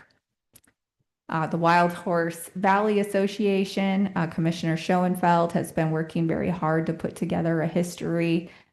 She approached the department many months ago about a sign, a historic sign that's in her yard, recognizing the Wild Horse Valley Association. And I think this was in response to our historic communities map, because she was saying, well, I don't associate myself with, what was your historic community, Fox Creek? She's like, I don't associate myself with Fox Creek. I associate myself with Wild Horse Valley. And then that started this whole project. So I think it's important that we include that history in the book as well. Again, Essen Log Cabin history, Zombie Road, River Craig, the Merrimack River could stand to probably have more history associated with it, particularly the dam that was proposed in the 70s that would have turned Merrimack River into Lake of the Ozarks. That's a very interesting history that I think people don't know about. I didn't know about it until I sat through a presentation and I found it absolutely fascinating because it would have changed this whole area. We have some historic neighborhoods in Wildwood that we could talk about in the book. Update the timeline, add some county landmarks. The county landmarks didn't make it into the book, and add some of our memorial tributes as well.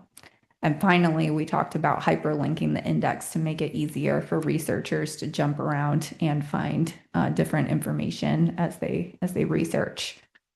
So actually, quite substantial updates that would result in the second edition of the Wildwood History book. Just some information to think about. We're seeing these updates as being completed over 2 years' time to give us plenty of time to collect those histories, allow for designations to take place, and to do the research. The cost is to be determined because it's largely going to depend on the work program presented to those involved in these updates.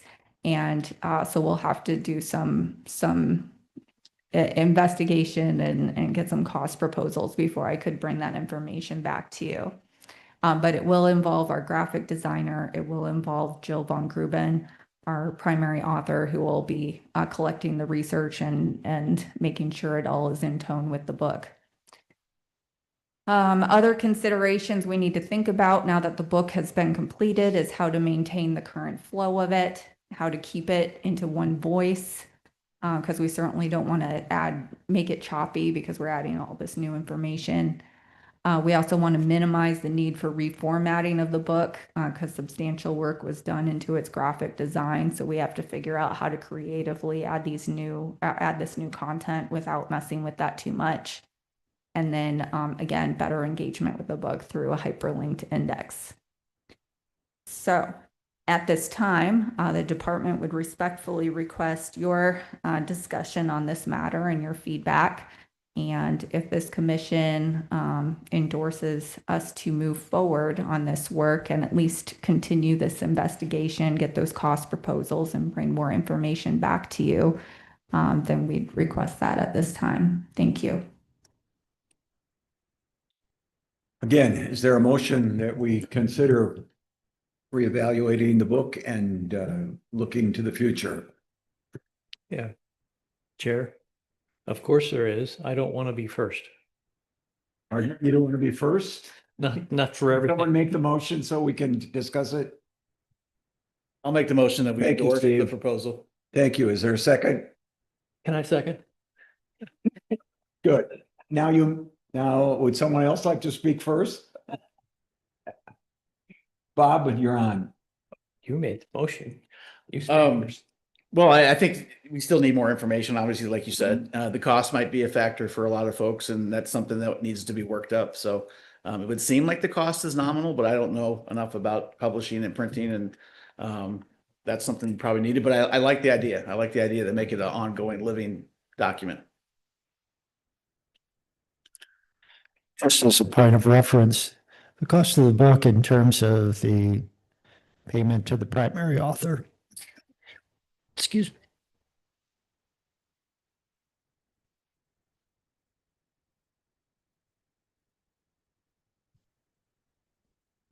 Maybe that's God's way. I should keep it a secret. But Didn't mean to out you. yeah, it was in the tens of thousands of dollars. I would just note that in talking with the author, she didn't think this round of updates would be as intensive as the previous work, given she was doing all of that from scratch. And in this case, we're adding pockets of research to what's already created. So it's a lot less of that research and synthesis, and some of it's already been done by Ellen Reichert and Doris Keevan Franke, and others have already put together a lot of written content. So yes, that point of reference is important, but just note that I'm anticipating it would be a lesser number for this update. Having worked on books before, relaying out a book sometimes can be pretty expensive, just FYI. So I don't know if there's any estimates at this point, but if you're adding, additional information, your page flow and all that has to be totally reconsidered. So. So just for some background information, the city did pursue a self-publishing route for the Wildwood History book. So we went through Kindle Direct Publishing through Amazon. And so it comes down to our graphic designer that we work with extensively in the city. We're not dealing with a publisher in this case. So we do have some more control for making changes. But Commissioner Schoenfeld, it all adds up. You're right.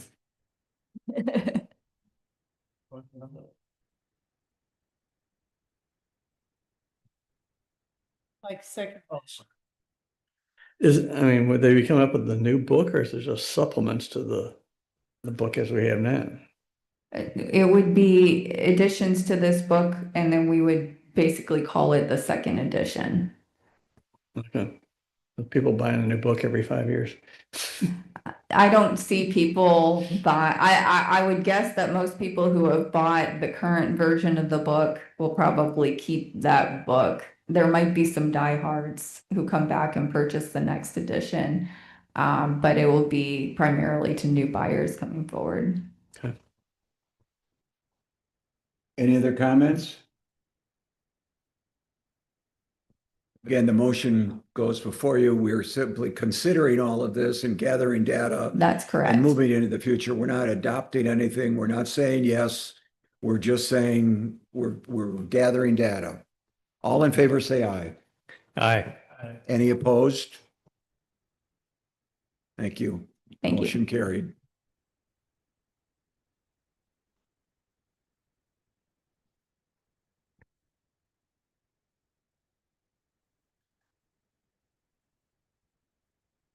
All right, Go ahead. Mr. with Chair. City Hall graphics. I am ready now for floor graphics for City Hall. So last year, our graphic designer, who also did the history book, designed these historic community stickers as part of a mapping activity we were coming up with for one of our history tents. The stickers came out very cute, and at that time, we noted that Sticker Mule, which is the entity that we get these stickers from, also had other products that could potentially work for this as well, like coasters and keychains and all kinds of things, buttons. But what they also have is floor graphics. And so these are custom vinyl, durable, removal, scratch resistant floor decals.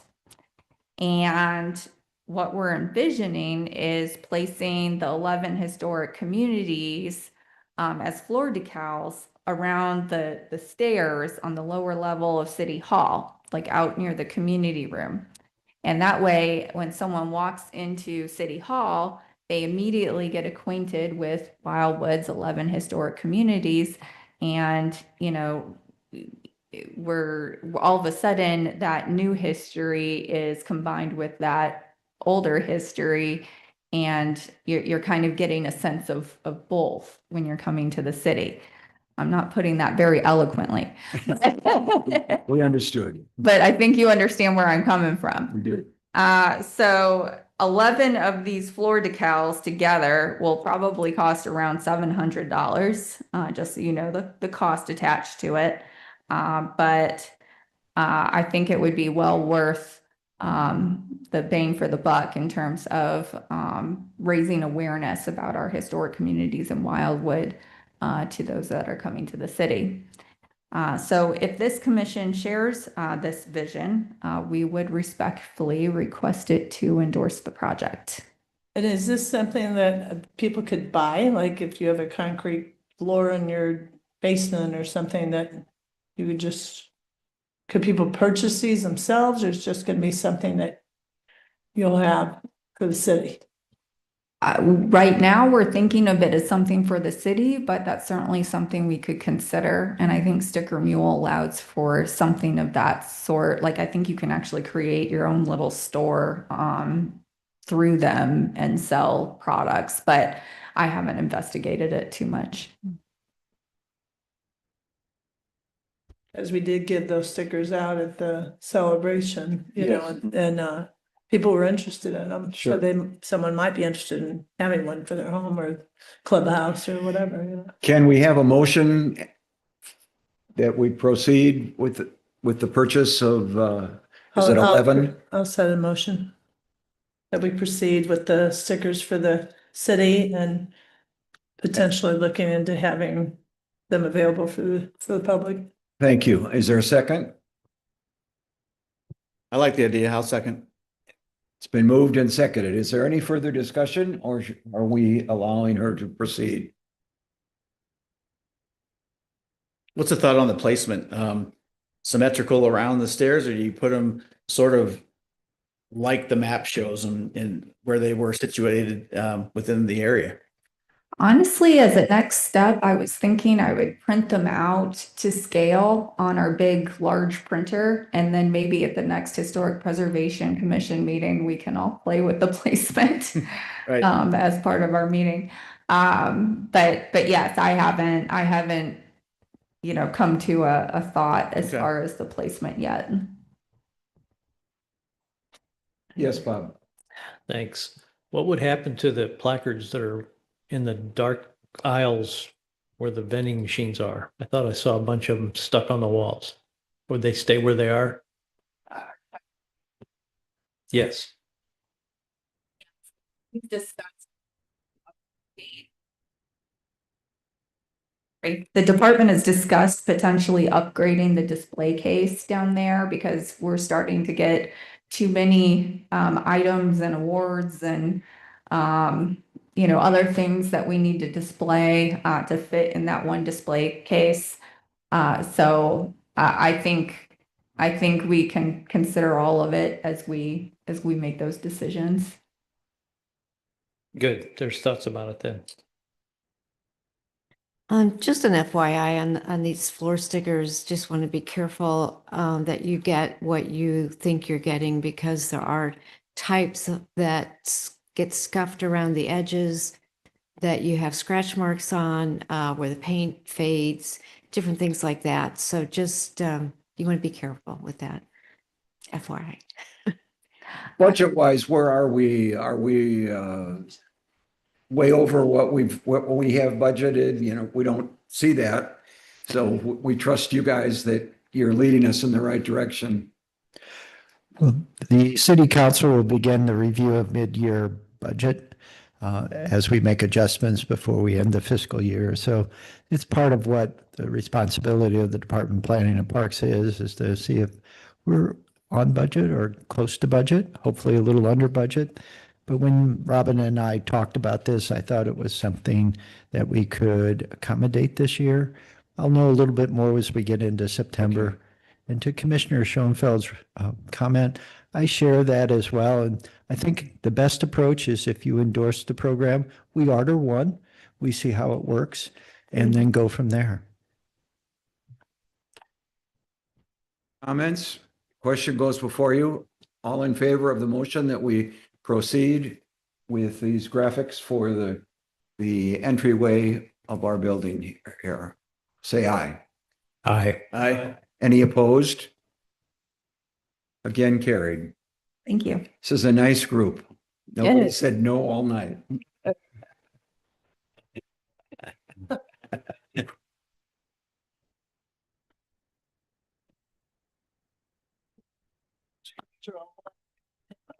I'm working on it. The requirements. Yes. I think I'm about to have my screen back.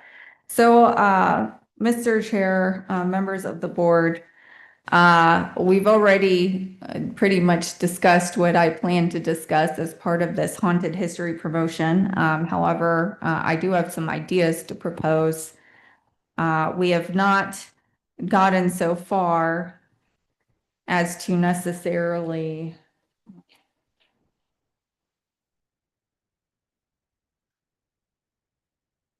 commit to any of these ideas, but at this time, we just want to brainstorm with this commission what could be done to help promote some of Wildwood's most very interesting haunted history as a Route 66 revitalization tool.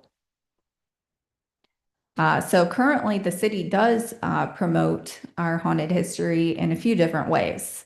One, this commission has been doing as part of the Zombie Road beanbag toss at the back to school party. That kind of raises everyone's awareness about our haunted road. The other thing the city does is the Shivering Shadows 7K run.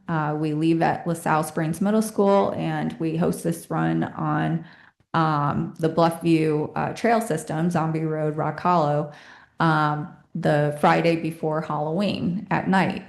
It's a very popular event. Everyone has a lot of fun every year. And I think last year, I wasn't here for it. I was at the CLG forum or whatever it is. But I think last year our recreation staff even dressed it up further and had everyone dressing up for the occasion. And so there were ghosts and ghouls and zombies, if I'm not mistaken. Also, we're doing a new haunted mini train ride. However, some additional ideas I have are involving the businesses of Wildwood to promote town center and the haunted corridor as a haunted attraction. And to do this, we really need to engage the entire business community in potentially decorating for Halloween season and promoting their haunted histories. So in your memorandum, I suggested things like Baldwin Sinclair Automotive. They might have skeletons in fire suits outside their doors because they used to be an old fire station. Things like that, all the way, all down the corridor, we can have businesses kind of celebrating their heritage through, haunted displays. We could engage certain businesses in holding events or themed evenings around the haunted history, such as Big Chief Roadhouse. We could develop a brochure to market Wildwood's haunted history, and various business specials and theme nights, etc. And also push it out through the city website and social media channels. We can create our own version of City of Eureka Scarecrow Festival event. They hold it every year and challenge people to dress up the town. So we could do something like that here in Wildwood, probably different, but something similar. And we can encourage residents with porches, because in town center we do require porches, to decorate them and hold a contest community-wide, see who has the best haunted porch. All of these things would make our corridor more interesting to people during the month of October. Additional ideas would be to partner with paranormal groups and allow them to lead tours throughout the city at night. Make sure to partner with them so we know when it's happening and what's going on. Develop interpretive signage for the area's haunted history along Al Foster Trail. We can include information again in the points of interest map, city history book. We can include October themed programming with the Essen Log Cabin once constructed. We talked about what apple butter and things of that nature. I think all of those things would be interesting. We can partner with area attractions to promote October themed events in the area. Six Flags St. Louis obviously does a very nice job. But we can also work with other area attractions as well, and then partner with the city's communications and economic development manager to promote Wildwood's haunted history all month long on the city social media channels. So anyway, those are some ideas that I have, or the department has. What are some ideas that you have, and what do you think about this?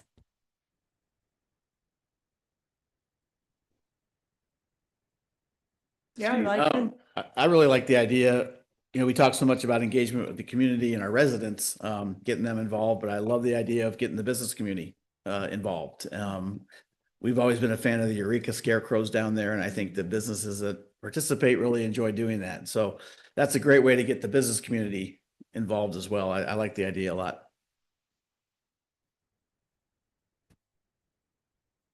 Bob? I'd like to offer the council's perspective in actions toward an ordinance, and all before Halloween. You've really filled up the whiteboard with brainstorming already. There's nothing left that we can add to it. You've thought of everything. My idea. It's when I went through this earlier today. How do we translate this into an actionable measure for the council in a month? So basically what you're asking is to take this to council. Take whatever, if we just give you the department free reign, pick your best 10, because I see 30 here. Can you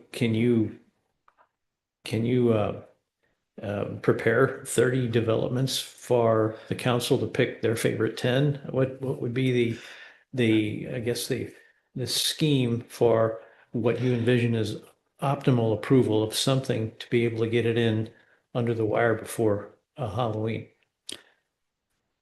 Councilmember Mayberry, I don't know if I'll have something, I should say the department will have something ready by the September 8th meeting. That's fairly quickly. And also this October, we have the Tour to Wildwood. We have the Board and Commission Appreciation Event. We have an early childhood program, recreation program, and then we conclude, as Robin mentioned, with our Shivering Shadows. So this may be something that we need to do more on an incremental basis. Maybe we can pick up one or two this October, and that'll be the charge I'll give to Ms. Keefe is, of these, which ones can we do reasonably, given the other things we have on the docket as well already. Okay, so that your answer makes me think the full brunt of this is for next year. I think the idea is to start thinking in that direction And if everyone is interested in this idea, then certainly we can work out a plan of execution, but it would take some planning. And I think that's where maybe it's not feasible to do the whole thing by this October, but maybe by next October, we can have a more fruitful program. Yeah, I just now saw again that it's promoting Route 66's haunted history, not Celebrate Wildwood or this Halloween. So there's not a panic to get in the favorite 10. Have you triaged these to indicate what to recommend as the biggest bang for the buck for the budget available, or for the ones that would impact, create the biggest audience impact or publicity?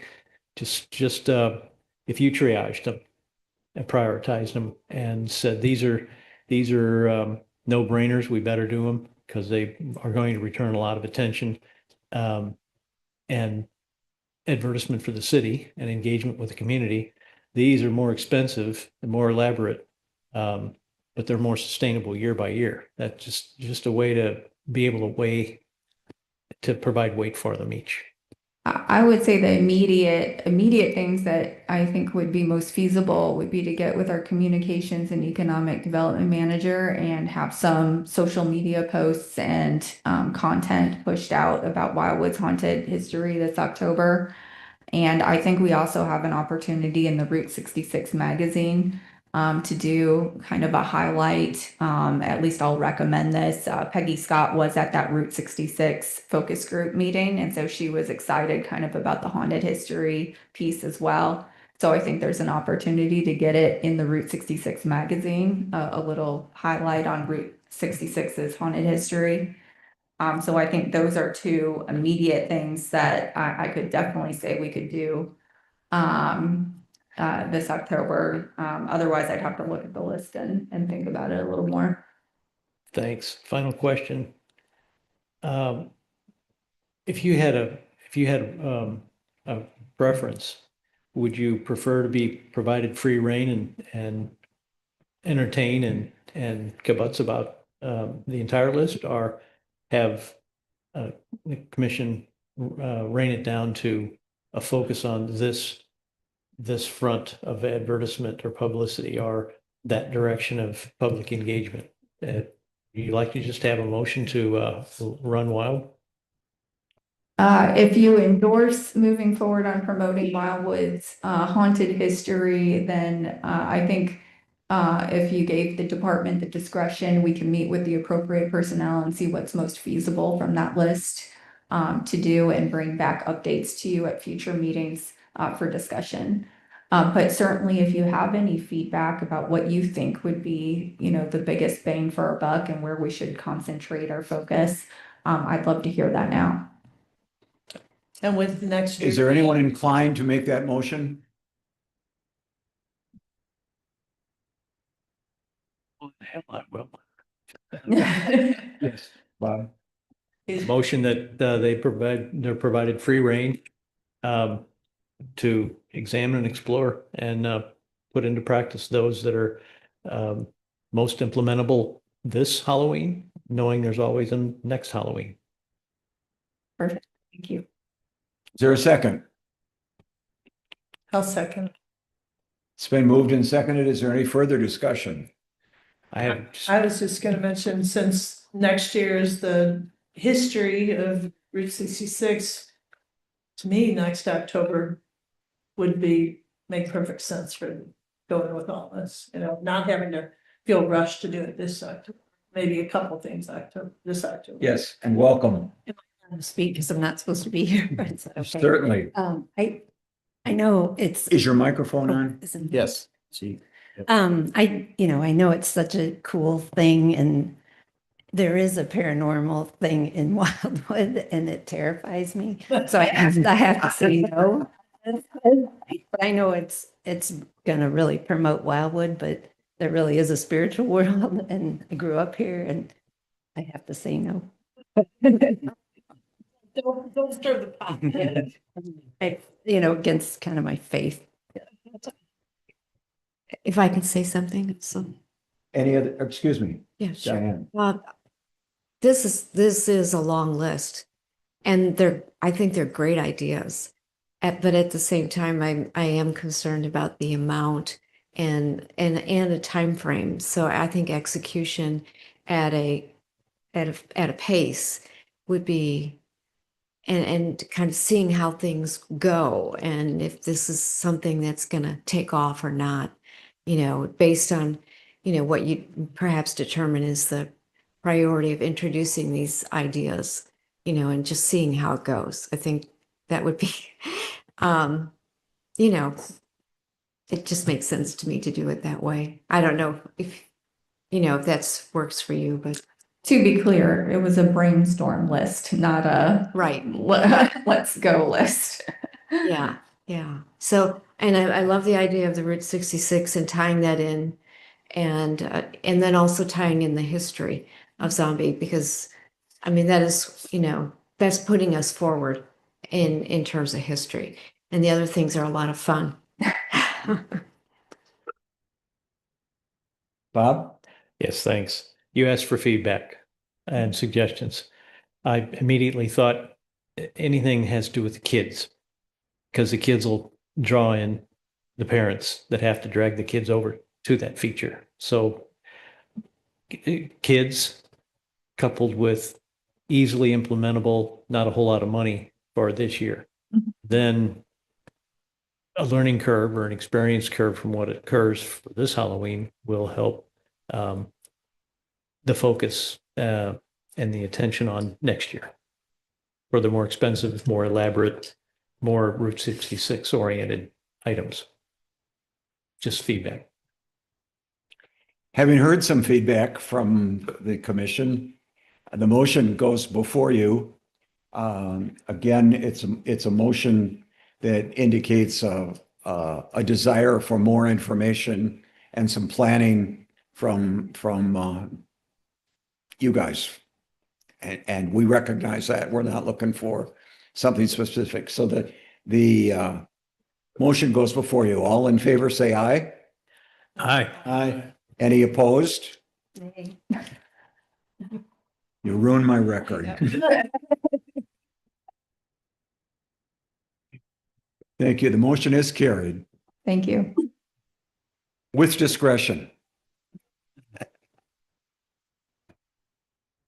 How about the reporting requirements for the powers that be? So, Mr. Chair, members of this commission, the city of Wildwood is a certified local government since 2001. And what this means is that we work in partnership with the federal government and the state government for historic preservation. And so in order to be a certified local government, we have to enact our own historic preservation ordinance. We have to appoint a commission such as yourselves. We have to conduct ongoing survey of our historic properties, which we have done. Conduct public outreach and education, which I think we do pretty well. And also satisfactorily perform the responsibilities delegated by the State Historic Preservation Office, including this historic preservation plan effort, which is partly funded by it. To maintain our status as a certified local government, we are required to submit an annual report to the state every year with the year's activities. And we are required to have each one of you participate in at least one approved training throughout the reporting period.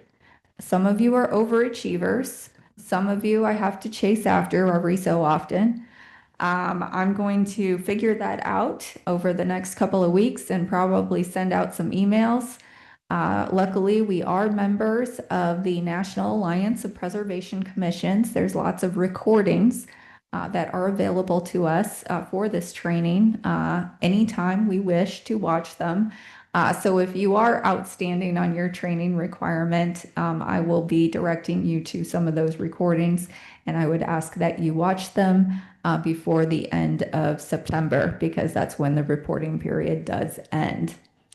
Being in good standing as a CLG is what gets us those historic preservation funds, which are funding our historic preservation plan and also our training for next year. Next year, it will send 4 of us to Minneapolis for the national forum of the National Alliance of Preservation Commission. So this funding is nice. It really amplifies what we're able to do as a commission. And so please get your training done. Thank you. Yes, Mr. Scott. Yes, I don't know if anyone attended the National Alliance's mini courses. That there were 3 today and 3 yesterday.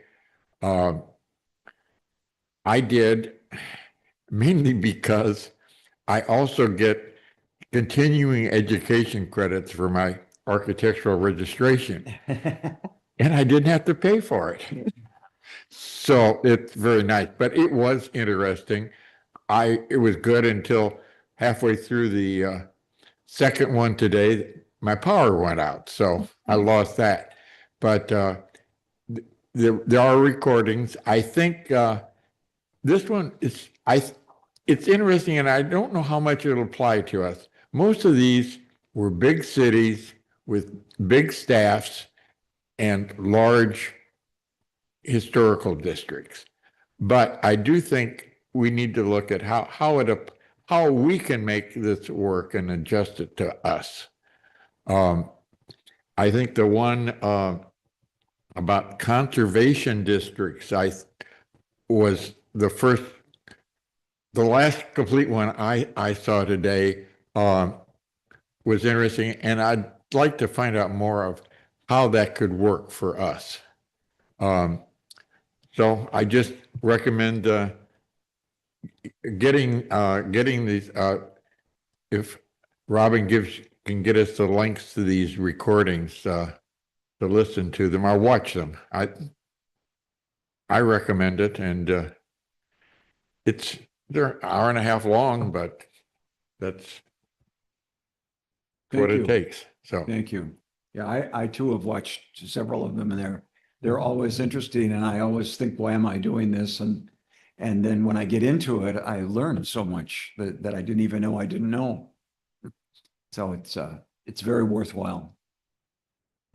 One other thing, if I may, one thing I was thinking, if we have, well, actually it's a vacant position, a representative from planning and zoning on this commission.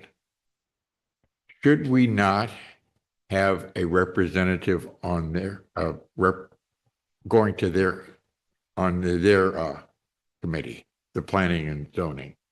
I just wonder, because there was a lot of talk today about zoning ordinances and how they work and how they tie in with the historical districts.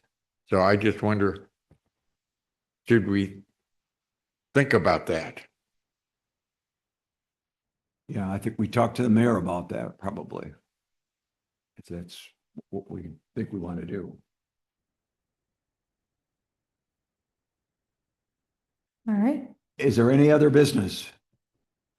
I have one item, Thank you. Mr. Chair, and Proceed. speaking of our certified local governments, the State Historic Preservation Office has appointed a new CLG coordinator who is our primary liaison between our program and its. So I'd like to introduce Cody Gellert. She is an administrative professional from the central part of Missouri. She holds a BA in history, specializing in Native American studies from Westminster College in Fulton, Missouri. Cody's background includes 5 years of experience in the nonprofit sector, where she engaged in organization leadership, membership growth, retention, grant writing, and project management. And she enjoys baking, spending time with friends and families, and is thrilled to join the SHPO team. So she is our new cheerleader. I will make sure to have a good relationship with her. In fact, I already reached out to her, and she said that in my first few weeks of this position, I've had the opportunity to review some past and ongoing programs and initiatives, and I've gotten a glimpse into the excellent work Wildwood has done while participating in the CLG program. You have an exemplary community, and I am excited to get to know you and collaborate with your future efforts. So we are known at the State Historic Preservation Office. Excellent. So welcoming Cody Gellert. Any other business for our consideration? There being none, I'll accept a motion to adjourn. You seconded it. We've got a second, but we don't have a first. We'll let you do both. We are adjourned.